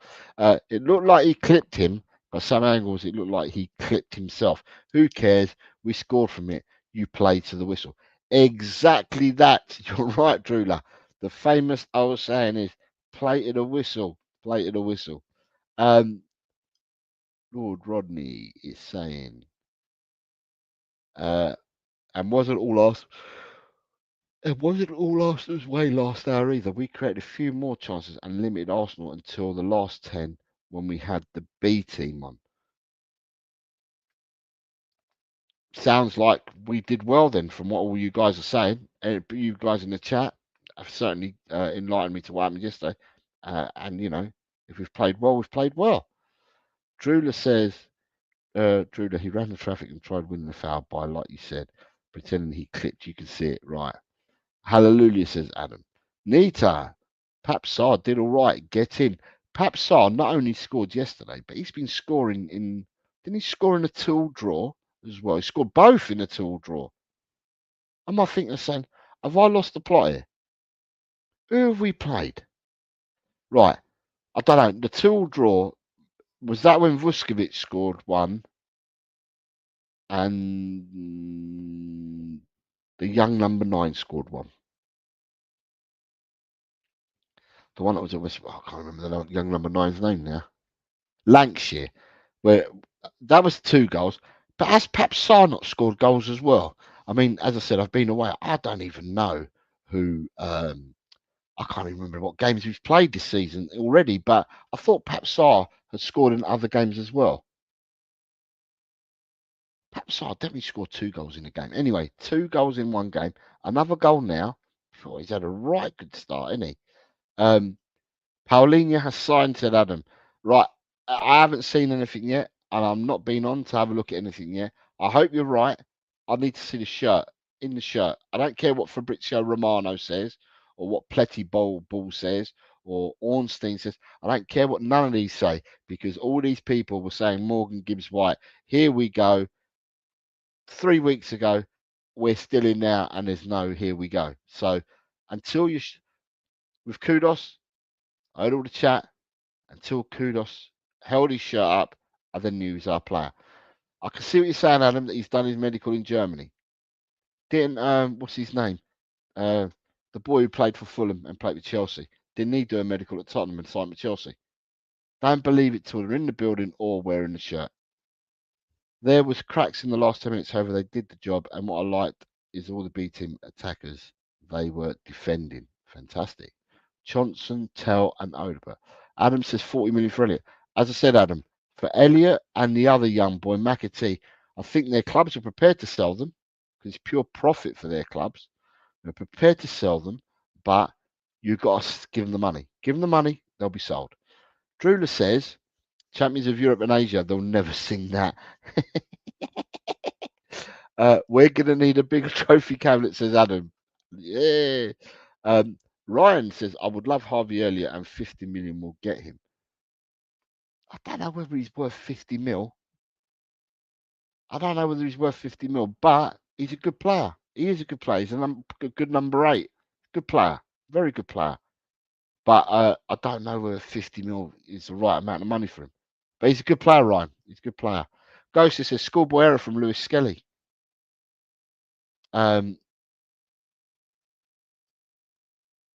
Gaza THFC, good afternoon. I hope you and your family are well. Says we have now got a proper manager who knows what he's doing, apart from the trophy 2 wasted years. Yeah, but you know what? Regardless, I think, I mean, I don't know if you watch me often enough, but I've always maintained that I felt Ange was the man before the man. I felt that Ange had come to the club and he came to the club and he was, you know, his mantra was to change the ethos and change the way people was thinking and stuff like that. And, you know, at the end of the day, he was always going to be the man before the man. And we didn't know who the man would be after Ange. And it happens it's Thomas Frank. You know, at the end, I'm not going to knock. I can't knock Ange because he won us a trophy. He wasn't Christian Gross. You know, he wasn't Christian Gross. He wasn't Jack Santini. You know, he wasn't one of these type of managers. This guy actually went and won us a trophy. So at the end of the day, I'm not going to turn around and knock him because he won us a trophy. Whether people like the way that he managed, didn't manage, like the way he talked, didn't talk, and that, you know, I'm going to give him respect. He won us a trophy. Although Adam agrees with you, it's 100%, which is quite right. Everyone is allowed to have opinions. From what I've seen in all preseason games, we're desperate for a striker and a solid left winger. Also, a left centre back, left back, says Ghosted. So we need players. We need players. Adam says he's done his medical in Germany. So did that guy, and I can't remember the guy's name, that played for Chelsea and Fulham. After Morgan Gibbs White, I won't be happy until I see the shirt. Exactly like me. I just want to see the shirt. Jose, but it's Bayern Munich. This ain't the Greek scrub.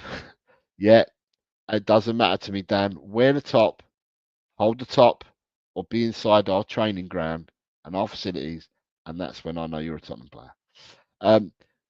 We never even triggered the release clause. Morgan gives White apparently. That's why, Adam. So in the sense that I'm saying, forget Romanos, your Ornsteins, your Pletty goals, because they're all saying, here we go, medical clause met, blah blah blah. 3 weeks ago, they're all saying this, and he has not come. He signed another contract elsewhere whilst I was away. So that tells me that I knew before that. I've always said, hold the shirt above your head, or be in the Tottenham at the lodge, getting presented by the club. Let's have your video that's done by the club. All that tells me you signed with the club. All these in the nose don't tell me that you signed with the club. They'll probably give you news, which sometimes is true, sometimes it's false, sometimes it gives you too much hope, and then it doesn't happen. So for me, when and if Paulinho holds that shirt up, then I will turn around and say Paulinho's a Tottenham player.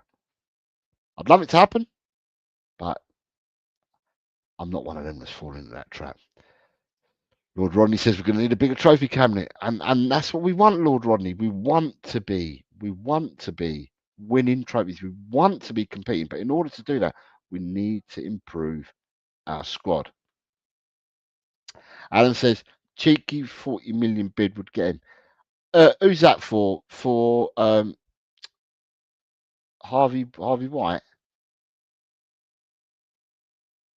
Right. So, sorry, Harvey Elliott. So for Harvey Elliott, what I'd say is for our Harvey Elliott, I'd probably put in a bit of I'd put 35 million for him and 5 million with reasonable add-ons, not with unachievable add-ons, with reasonable add-ons.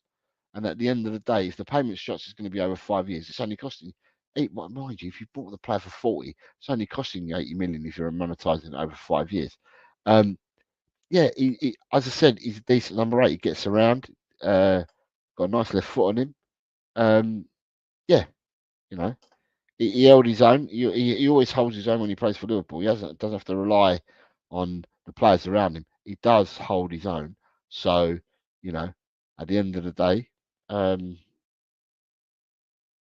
he may be worth a punt. And that McAtee looks like he's a decent young player, but he's not to the levels of Harvey Elliott. So if they're looking, I don't know, if Man City are looking for 40 million, then Liverpool surely must be asking for more.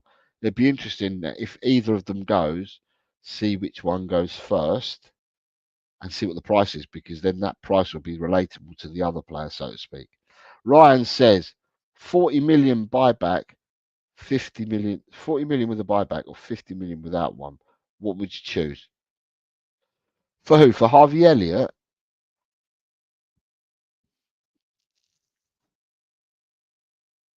It depends. If it's a 40 million with a buyback, what's the buyback clause? It all depends what the buyback clause is.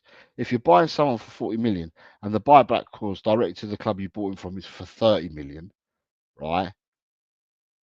It depends on how many seasons that 30 million is for. If they say, you can buy him for 40, but the buyback clause back to us is for 30, but we can only buy him after he's done 2 years, then I'd pay the 40 million just in case. If it's, a buyback clause is just inserted in there and you can buy back at any time for a lesser price, then it's down to you whether you want to show the 50 or not. I think the devil's in the detail, Ryan. The devil's in the detail. Adam says, I was so flat watching us underhands, I couldn't even get up for the final. If we want Ange fans to stop taking pot shots at us, we've got to make sure we stop doing it to Ange. And like I said, everyone's each to their own, right? Each to their own, right? But for me, I can never, as a Tottenham Hotspur supporter, I can never, ever, ever forget that this manager, right, won us that trophy. I'm old enough. I've been fortunate enough to see us lift European trophies. I've been fortunate enough to see us win FA Cups, which a lot of people haven't seen us win one because we haven't won one for 40 odd years. I was fortunate enough to see us win the FA Cups that we've won. So I'm fortunate, but then there's a generation of people and another generation of people that probably aren't as fortunate. My son supports Tottenham. My son's 36. He hasn't seen as many trophies as me because I'm bloody older than him. So, at the end of the day, I'm not taking it, with a pinch of salt. The guy won us a trophy. So for me, at the end of the day, I've got to thank him for winning us a trophy. And that's what I'm going to do. I'm not going to turn around and say, and I didn't badmouth him last season. I didn't badmouth him the season before. I just felt that Tottenham last season, if people listen to what I said last year, I said that for me at Tottenham Hotspur, it was like a piece of pizza that everyone had to take a slice of the blame for everything that was done, and that manager for some of the stuff that he did, the players. I talked about the board. I talked about Langer. I talked about the medical department. I talked about the coaches. What's happened this year? We've brought someone in on the board. Vinay's come in. We've brought another manager. We've brought some new players. Our medical team has been revolutionised. We've got loads of different medical team people in there now. Our coaches have gone, and we've got other coaches that have come back, right? We're still Tottenham Hotspur. It's just the pizza is a different flavour now. And hopefully the pizza tastes nicer and people will be able to do the jobs that they weren't doing last season. That's what our hope is as a supporter. We want our team to do the best. But as I said, I'm never ever going to knock a manager who brings me a European trophy. And I didn't last year and I'm not about to do it now. Grealish on loan, anyone, says Adam. At the end of the day, if they want Grealish to go, someone has to pay the money, and I don't know whether Grealish wants first team football for the World Cup or whether Grealish is still chasing money. If he's chasing money, then it might be difficult to go and sign him. Ruda says Angel always go down as our winner, and Laura says Ange did his job. He took us as far as he can. He probably should have never got the job, but we can forgive him for his sins for the trophy. And look what we have now. Things fell into place.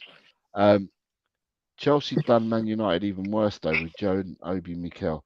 He was literally pictured in the Man United shirt.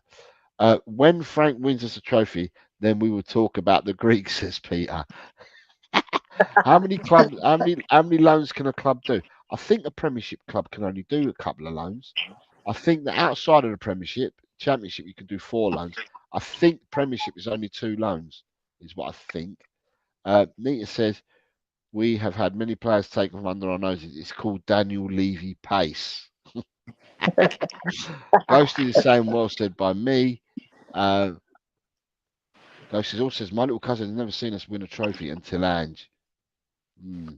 Yeah, it was. Adam says I agree with you, Jose. For someone to say I always win a trophy in my second season, for us to do it, you have to take your hat off to Ange. Fair play. And then he says, Adam, he didn't say that. He said, I sometimes do, then change it to always in the end of the season, just before the final. Whether he did or didn't, he won the trophy, is what I like to say. Ange did not have a clue, did not know how to coach at all, did not improve anybody. 22 defeats and 17th in the league. Ange was clueless, served up absolute rubbish. Won a trophy. Won a trophy. So Pochettino got us into second in the league, attractive football, got us to Champions League final, got us to other League Cup final. Mourinho came, we finished 7th. Mourinho, Conte got us into 5th, nowhere near any trophies. Play all the football you want under the sun. At the end of the day, the man's CV will show Europa League winner 2025. Yeah. And our club have got that trophy in the trophy cabinet. That's all I'm going to say. I cannot knock someone who's bought me a European trophy. Yeah. The thing is, there's so much detrimental stuff said about Ange personally. That's what I don't like. When they personally attack him, calling him a clown, this, that, and the other. It's not on, right? Just the man's a football manager, right? He got paid £5 million to lead us to 5th. Second season was a disaster in the league, 17th, but he won us a European trophy. He got us into the Champions League. So he's not all bad. He's not all bad. Yes, his tactics were bad. Yeah, we can all agree that, right? Because if he had better players, I said this on many streams, if he had better players to play his system, it would have been a lot better. All right. But at the end of the day, we've won a trophy, so we've got to thank him for that. It's something good that he done for the club. All right. And everybody wants to poo poo it. They say, oh, he changed his tactics, right? When he didn't play his tactics, sorry, that's why he won. But he had the nous to put 10 men behind the ball for most of that Champions League, sorry, Europa League um, final, right? And he didn't do it all of the game, but he adapted. He adapted because he knew that Manchester United they've got a very good forward line, but they've just not been cooking, right? They've got Garnacho, they've got Hoyland. They just didn't click their front. But then they got Fernandez who can score goals. So we were under the cosh for a lot of that game. And I thought we coped very, very well. And I thought that he got his tactics spot on because we were never gonna get more chances than them because even in the league game at White Hart Lane, they absolutely pulverised us, but we won 1-0 in that game as well. So you've got to give credit where credit is due, and then take it away because he finished 17th in the league, which is Mm, not acceptable. yeah. I'm sorry. I'm just checking X because someone says he's holding the shirt. Right, Oh, he's holding the Polina. shirt. Yeah, I want Yeah, to see. I want to see this though. yeah, So you're going to I'm see trying it to with see. your own eyes, isn't it, Jose? I'm looking for it now. I'm looking. I can't see Yeah, nothing at all. I'm going to do Spurs official. Let me look at Spurs officials website. Right. yeah, go on Spurs There official because then we you go. know. Finishing our summer tour in Seoul. Watch on Spurs live play. I've got all the players are in Korea. I can see that. Welcome to Korea. Mikey Moore. He's joined Rangers on loan. Okay. Yeah, So he's definitely joined Rangers on loan. yeah, that'll make a man of him. Yeah, I'm thinking as well. So Ben Davis, Brennan Johnson, Will Lanksey alongside family literacy charity Bring Me the Book in Hong Kong. Right, I can see all that, but Spurs official have not got anything at all with Paulinho holding the shirt at the moment. No, So, they're a bit late. If Twitter well, are in front of Spurs official, that's shameful. but I can't see it anywhere on Twitter either, unless because normally Tottenham stuff comes up on my feed, and I Yeah, can't see anything at all of him holding a shirt. he was supposed to be doing his medical in Germany, wasn't he? He's Yeah, going to do the medical in Germany. So what did they fly the doctors over to Germany probably to do. do it? Yeah, yeah, they Yeah, probably they do. wouldn't let Bayern Munich's medics do it. It has to Yeah, be our medics, doesn't it? yeah, but they didn't. Right, and I'm looking through X, and I can't see anybody Nothing yet. holding the shirt. It Nothing has, at all holding the shirt. are Germany ahead of us by 1 hour? 1 hour, yeah, 1 hour in Yeah, so Germany. Yeah, it's five, nearly five now, so it'd be six there. So yeah, he but should have done his medical by now. doctors work round the clock. So Yeah, Brian Lamar came in. Paulinho's holding the shirt, and I can't see anything. I'm not doubting you, Brian. I just can't see anything at all, mate. where is Um, it? Where is it? So, give us the link, Brian. uh,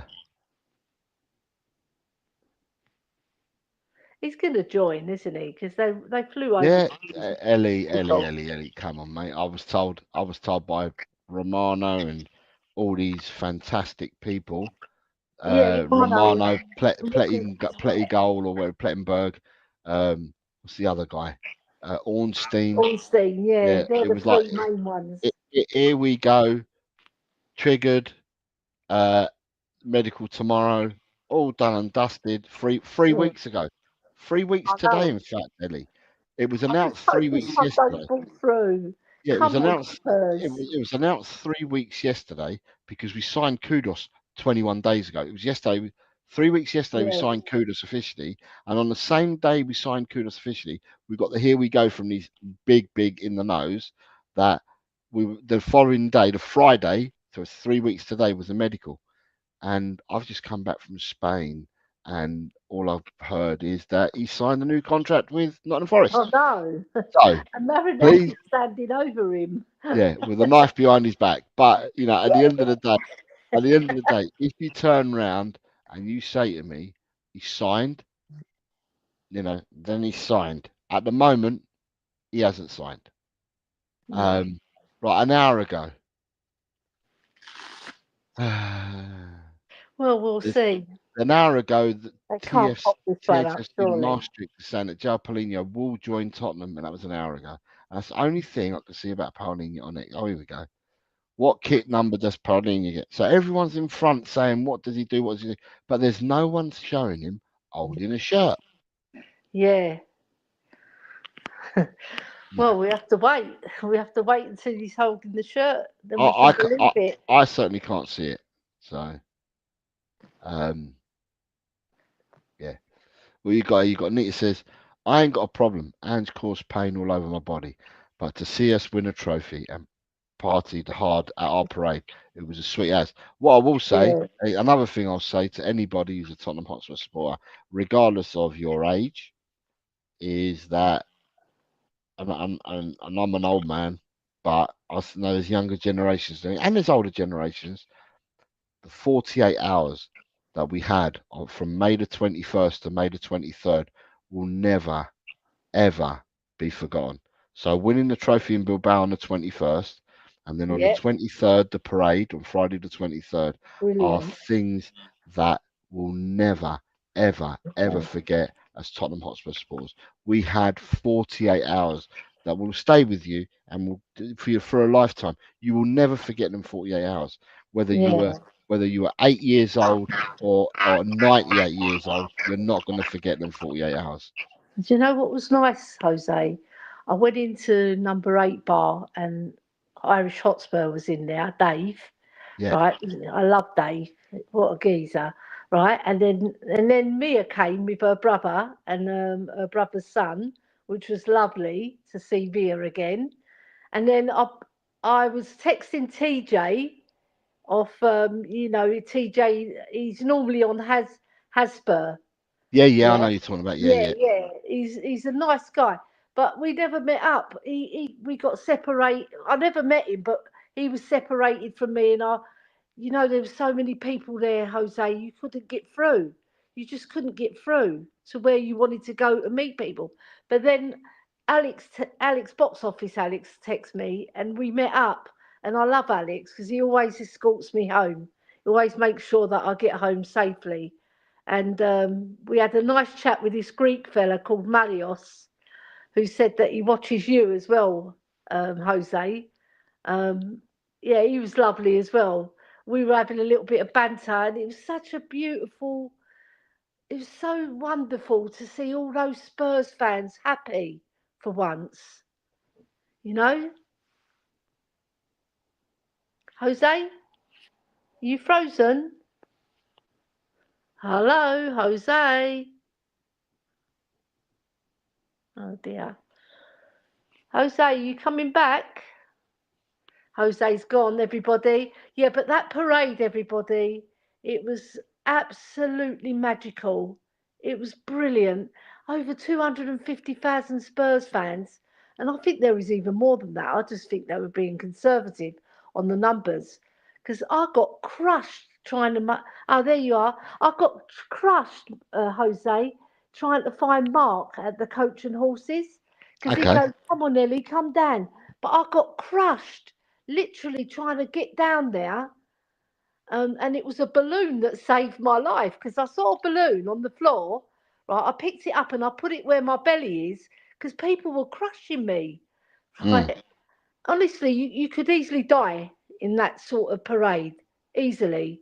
And I put in a complaint to the police the next day to say you should have widened the barriers so that there's more room.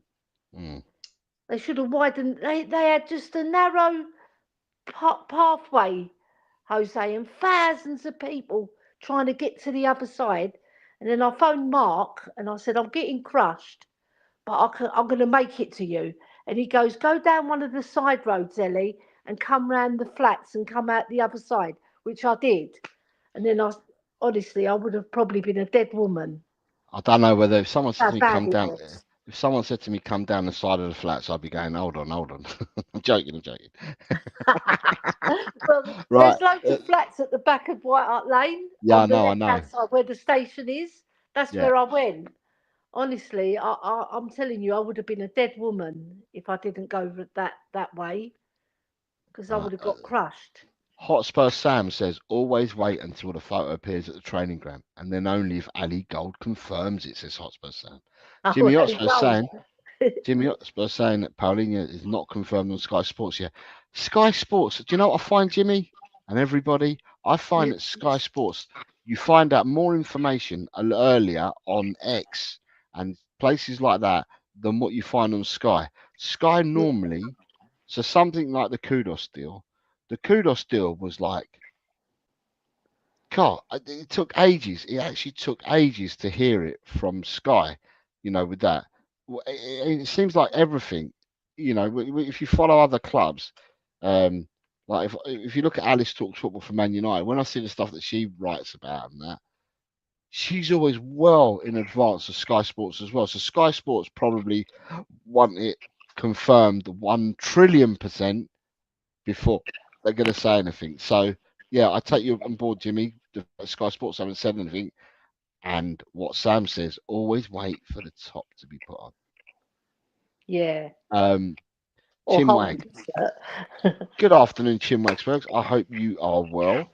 It's done, guys. My source, Heinz, has confirmed it to me. Daniel says, I was literally waiting at Seven Sisters to get a train, and Tottenham fans were just singing everywhere. It was a Yeah, magical day. I know that you went up there because of me and you course. spoke, Dan. Me and Dan spoke off had a phone call with each other, and he said that he's travelled all the way on his own. Didn't meet up with anyone, just travelled all the way on his own, and he said it was absolutely fantastic. And Is he's that so Dan Danilist you're talking about? no, Dan 90. Oh, Dan 90, yeah. Yeah, he went. I had a chat with him on the phone, and he told me he'd been. I went on his own, and didn't call anyone or anything. Just went on his own, and had an Yeah, absolutely fantastic time there. yeah. He says, "I'm an old lady too. Officially on the 1st of September, you get that freedom bus pass, free eye test, free prescriptions. That's a whole heap. Do you get that outside of London as well? Because I'm not too far from all that." Tim Wax first says, "Big up, Jose. Hope you're well, sir." And Eddie, hope you're well too. You too as Yeah, well, thank mate. you. Like I said, God bless you, mate, and I hope your family are well. Um, and then Lord Rodney says, "Those are the days of our lives that it's what we all do it for." Mm. Hmm. If Isak Oh, Isak going to Liverpool, I'm not sure. They just signed Ikatike, so I'm not sure about Isak going to Liverpool. Um, yeah, uh, they've signed Etiki. yeah, Etiki. Ikatike, yeah. Oh, yeah, it's a hard So one to pronounce. I'm not sure whether they'll go for either. So the other thing is, I still think there are deals to be done, right, in the window, Ellie, with Yeah, not just Tottenham, lots of different clubs now. But the other one I think to watch out for, if Ikatike is going to Liverpool, right, and they've lost Diaz to Bayern, they yeah, bought Florian Wirtz, right? yeah, So now that they bought Wirtz, I'm thinking, where does Nunes fit into the puzzle? Because Salah's going to be a starting right winger or right forward. It's always going to be yeah, Salah who's going to be starter. right, So yeah, I think Nunes could be one of the ones that may because the amount of money Liverpool spent as well, they may need to sell some, and Nunes could be yeah. one that goes as well. Yeah, I think so. If they get Isak over the line, I think Nunes' days are numbered. Because even Robbie Fowler was calling him out, saying he just doesn't make the right decisions. Yeah, He scores goals, but maybe not enough for Liverpool, because Liverpool are an elite club. They're expecting 25, 30 goals from their striker, not we've got good 15. afternoon from Marianne. Says big up Jose Nelly. Good afternoon, Marianne. I Yes, hope hello, you are Marianne. well. Hope you are well. Yeah, I think that your membership, Marianne, was given earlier by Peter Kagayas. I think there we I've lost the list of people, but I think you were one of the ones that Peter Kagayas gave to earlier. Newcastle preparing for a second bid. Liverpool have bid 110 million, was rejected plus add-ons for Isak from Well, Liverpool might start, and they're still after Guehi. I don't know where they're getting all their money from. I Well, think they they know. didn't spend, did they? They only bought one player last season. Yeah, but how much have they spent so far? A lot of money, yeah. Spent 100 and was it 120 on Verts? They spent or 110. Well, whatever it was, you got Verts, It was over 100 million. you got Ekitike, He was about 70, 80, was he? Or 90? Fringpong, Frimpong, I think they got him for 40, 50. Kirkes. About the same. Yeah, Okay, 40, 50. that's a bit of wedge, isn't it? That's a bit of wedge. And if you've got to drop They had another, to get the coffers. if you're going to drop another 150 on Isaac, and if you have to drop another 70 on Guehi, where's all the money coming from? What, they No, robbed the bank? they're a big club though. They're an elite club, so they make money, don't they? Yeah, but I don't know anyone that goes out and spends $500 million on players. Apart from Chelsea. No, And they Arsenal, over 4 seasons, Arsenal have spent nearly £1 billion, yeah, I'm haven't talking they? about in one transfer window. That's nearly, if Liverpool get what they want, Yeah, right? They're closing in on nearly £500 million. I know. Or 400 million even. That's a lot of money. But who has 400? So Adam said they spent 250 so far. If it's 150 on Isaac, that takes you to 400. If it's 70 million for Gray, that takes you to 470. That's nearly £500 million. That's mad Yeah, money. I know. They make money though, Liverpool, don't they? Because they're big all around the world. So that even their shirt sales, like they're mega. Yeah, and then they've got the Yeah. gate receipts and they commercialise things. I don't know whether they hold concerts at their stadium. I No, don't not think they do. no, Anfield is not set up for concerts. No, they're not that sort of club, are they? Liverpool. They would. I don't think they'll ever go down that road. Marianne, the person who gave you who gifted your membership is Peter Kagayas. It's Peter Kagayas that gifted it earlier on in today's Yeah, show. He gifted out 10 memberships earlier. There it is. I need to thank him for sponsoring the show. He gifted 10 memberships, and you were one of the beneficiaries from that membership. Right. Do you know what? I've got a call time. I've been yeah. on for two Okay, hours. Jose. I've been on for Yeah, 2 hours, and I've got to get ready because this. I don't know what's the weather like where you are, Ellie. it's all right. It's mild. It's not Is it sunny, but it's mild. is it raining? No, it's not Okay, raining. all right. Well, I don't know if it's raining, but it's certainly got dark in outside, and I'm Yeah, meant to be playing. I'm meant to be playing football tonight, which I haven't done for 2 weeks because I've been away. So I'm looking forward to playing football tonight. yeah. I'll only go and get myself injured now. Don't get injured. Well, I don't want to, but I'm saying I will do. Um, Peter Kagayas, I was saying that he sponsored the show. Look, he's coming again, and I He's a kid you lovely not, he's fella. just gifted another 10 memberships. I will say to people that the people that are members will be able to do the prediction show because the only people that will be able to put the predictions in the chat will be members. And these 10 that he's gifted have now gone to Bobby K, Chris Agambar, DB Forever, Patrick O'Donnell, Mark Taylor. You're Nice. on you're on mute. Chang Ching Song, James Flower, Hmm. DJ Samuel, and Oh, lovely. Jagweet Rawat. They're the Have you people that have been gifted memberships. have you ever met DJ Samuel? No, He's I've he's a young guy and he's so lovely. I met him on the protest line. He's such a lovely guy, and he's like like a young sort of hippie type guy, but he's yeah. so chilled and he's so Spurs as well. For a young guy, and he knows all about our history, and he was talking about the stadium as well. Well, like That I said earlier, Ellie, we are of an age that we've seen a lot happen at Tottenham. We've seen a lot of yes, trophies come through the doors and stuff like yes, that. And there's generations, there's probably a generation and maybe a generation after, beyond my age, that have probably not seen as much. But then also no, there's a new generation that have first time they've seen us win a trophy. You I know, know. to support a team, it takes all ages, Yeah, and all different people from different backgrounds in order that's your support in order to support a team. And everybody that supports a team will have their own story to tell. And it's yeah, their so, story because it's their reason for supporting the club, and it's how they see the club, you know. And yeah, that's why I say, that everybody has an opinion because everybody sees football through their own eyes and has their own thought process for it. And it makes us all true. tick. It makes us all tick. I liked when you did the corner thing and you got The all the guest fans corner. to talk. Yeah, guest corner. It was brilliant, and all the people that telling their stories. It's interesting to find out how they became Spurs fans and why Yeah. they stayed Spurs fans, even through all the turmoil that we've been through as fans. Yeah, Mark Taylor. It's on the screen there, mate. It's Peter Kagayas. So you've already Peter thanked. Matthias. You're thanking the person whoever gave you the membership. It's actually Peter. He's just gifted them out now. Um, so thank you very much for popping in. But it was Peter. Peter's the person that needs thanking. Um, got need to say thanks, Jose. Thanks all in the chat. Have a good weekend. Come on, you Spurs. Lee Wiz is saying, "Big up, Jose. Good to see you back, mate. And you, Wiz. I hope you are well, mate. You and the fam are well." And he also says, "Big up, Yes, Ellie. Big Liverpool up, Ellie." fan. Yeah, Um, big up Lee. Dan saying to us that he's seen 3 trophies.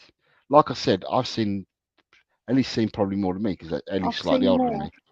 Yeah, I But saw I've seen a fair few as 67. well. 67 was my first one because 62 I was born. So we won the cup that year. So, but I was a baby. What was I going to know? But 67, I was four and a half. So I didn't really know much. But my dad took me to the final, and he had me on his shoulders. Yeah. Yes, all I remember is the noise and the rosettes and the rattles and how everybody, when you're a kid, right, you don't really notice clothes that much. But when I looked back, I can remember the clothes and the rosettes and the rattles, but the way people dressed to go to football, it was like they were going to a wedding. Mm, Brilliant. And especially the gentlemen, because it was mainly men that went to football in those years. Yeah. When I was a little nipper, there wasn't that many women who attended. They were playing football, but they weren't really attending football as much as they do now. Yeah, which is nice to see. It's nice yeah. to see some female faces. Mm. Like Yeah, I said, there's a new generation of people that's seen us win something. At the end of the day, I think I've got Lord Rodney's comment to read out as well. Who's put something there? But I want to say good morning. I still believe it's the morning for you. Nick says afternoon, Jose, and everyone. I hope yeah, you and the family are really well, Nick. Nice to see you, mate. yeah, And Nick. I think it's morning, so I'm going to say good morning to you. I'm hoping I'm right and I haven't lost my marbles with timings around the world. It'd But be yeah, 5 or 7 hours, isn't it, in America yes, that usually? would six to eight, I think it is. Yeah, because I think Six minimum. Leo's 7 hours away. Yeah, Leo from Mile High Hotspur. He's seven Yeah, hours, I know that. And Bobby in Canada, he's 5 hours. I always Colin is, remember that. Colin is six. Yeah, it's barely Yeah, eleven Colin twenty is in the morning. 6. So it's Yeah, six. So Nick's 6 hours is what he's saying. It's barely 11:20 in the morning. So he's 6 hours. Um, yeah, right, you've got Dan saying that we won the FA Cup as well, but I was only 10 months old. yeah, you So, see? Dan, would you have been What are born you in going to 90? know? He's going to be born in 91 then, Dan, I'm going to say. If Yeah, he's saying that and he's only 10 months old. Um, Ghosted is very kind, says, make sure you hit the like button for Jose if you haven't already. Thank you yes. very much, Ghosted. And share Leah, the link. Lord Rodney says, all we want is for the club to do the best they can do each year and to have a long term plan and hit their targets. You're not going to be the best overnight, but if you can make progress each year, that's all I can ask, which is fair and fair enough. And then he says, eventually you'll have a chance of being the best or of having a proper scrap with the best and a chance of trophies. Ghosted is saying Lord Rodney's spot on. Nick is saying, I'm central, Leo's in mountain time. Yeah, he's in Denver, Colorado, isn't he? And for Dan, I was right because we won the FA Cup in '91. So Yeah. I was referring to the '91 trophy, which makes you a 1990 baby. Can I tell you a quick story about that Yeah. 91 final? Right, Yeah. so I went with all my brothers, but I had a seat with my brother Boo, he's 1.5 years older than me. But when Gazza done that kick into Ian Wone's chest, do you remember? He kicked Yeah. him in the chest, Yeah. and my brother said, "What's he on? What's he on? What's he taken?" Right, and then he does that swiping tackle on Gary Charles Yeah. and does his knee in. And then my brother said to me, "We're still going to win, El. We're still going to win." And when Des Walker's got the winner, he's a big Spurs fan, by the way, right? My brother grabbed my head, and I'm sure this is why I've got brain damage. He shook my head, Jose, and I thought he was going to kill me. Because he's a strong lad, my brother Boo. He Yeah. was shaking, shaking, shaking. Oh my God, it was so bad. Oh, Tios, the QPR fans just walked in. What you got me? Oh, he's got me some melon. Good Very nice. afternoon, Tios. It was his birthday a few weeks ago. I sent Yeah, him a it was message, on the didn't I? 22nd of July. Yeah. It was his birthday. Yeah. I Yeah, sent him a message a few weeks he's ago. 68 years young. Yeah, I was away. I sent you a message. I sent him a message Yeah, I from saw Spain your for his message. birthday. Yeah. Yeah, And here we go. yeah. Right, so people, I'm gonna wrap it up. I'm gonna say thank you to you, Ellie, for coming on. And you Thank you sound for a lot having better me. this time. A lot better this time than the first time round. It was really crackly the first time round. I know. And I now don't know what it is, but yeah, I went in on my proper account, Queen Ellie Hoybier, and then it accepted it. But really, I'm Queen Ellie Matters now because Hoybier's ditched us, hasn't he? He's gone over to Marseille, or we ditched him. yeah. Either way, he's not with us. Okay, my husband's just thrown me a whole bar of Bourneville, the big one. The dark I chocolate. can't be eating that. No, I've got to be slim for my holiday. I'm not eating that. He can have So that. I'm going to thank everybody that's come on into the chat today. Thank you very much for the welcome back. It's much appreciated. Brilliant. And I need to thank Peter.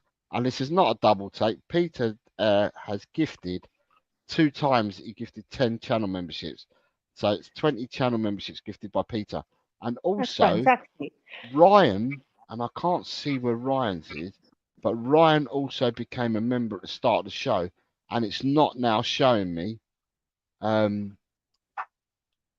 his I can't find where his is, but he did get a gift. So I'm going to say sorry, he did take a membership out. So I'm going to thank Ryan Tristane as well, and Nice. as obviously I thanked you, Ellie, as well. I wish every Yeah. single one of you out there a really, really good weekend.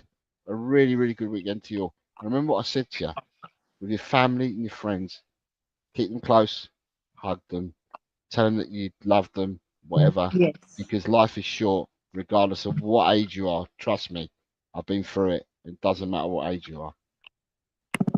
True. So thank you very much, everyone, and I shall catch up with you all hopefully fairly soon. I was going to do a show on Sunday, but I think I'm being asked to do the pre-match pump up on We Are Tottenham TV, which means I won't be doing 2 shows. I'll be knackered on Sunday morning, so I will definitely be back next week. It might even be Monday. I'll be back. So thank you very much, everyone, and Yeah. take care of yourselves. Have a Big up great Chloe weekend. Kelly, QPR fan. Come on. I had to say that. Chloe Kelly, woo! Okay, so now that we've had the QPR thing, I'm going to finish it off with, like I always do, with "Come on, you Spurs." Come on, you Spurs. Take care, everyone. Bye. Tell, Cockerell, he's just a true guy. You'll have a true time. Tell, Cockerell, leave your troubles at the door. You know the game, you know the score. We're here to have fun, so holster that gun and read the writing on the wall. The predictions lead just goes on and on and on and on and on and on and on and on. Why do I always get it wrong? El Cockerel. He's just a chill guy. You'll have a chill time. El Cockerel. Jose gets himself around. Always talking Spurs, wherever he is found, home or away. He always tips to win, throws the form book in the bin with a cheeky knowing grin. El Cockerel. He's just a chill guy. You'll have a chill time. El Cockerel.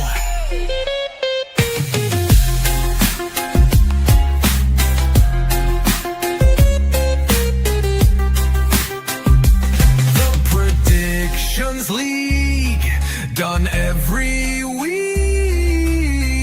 It just goes on and on and on and on. Why do I always get it wrong? Every time I play along. El Cockerel. The show is so chilled. Your time is well filled. If you want good friendly chat, then here's where it's at. El Cockerel.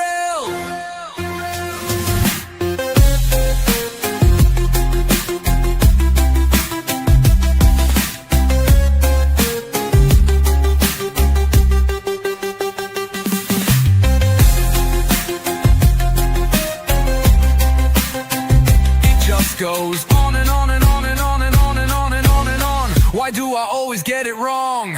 El Cockerel. The show is so chill. Your time is well filled. If you want good friendly chat, then here's where it's at.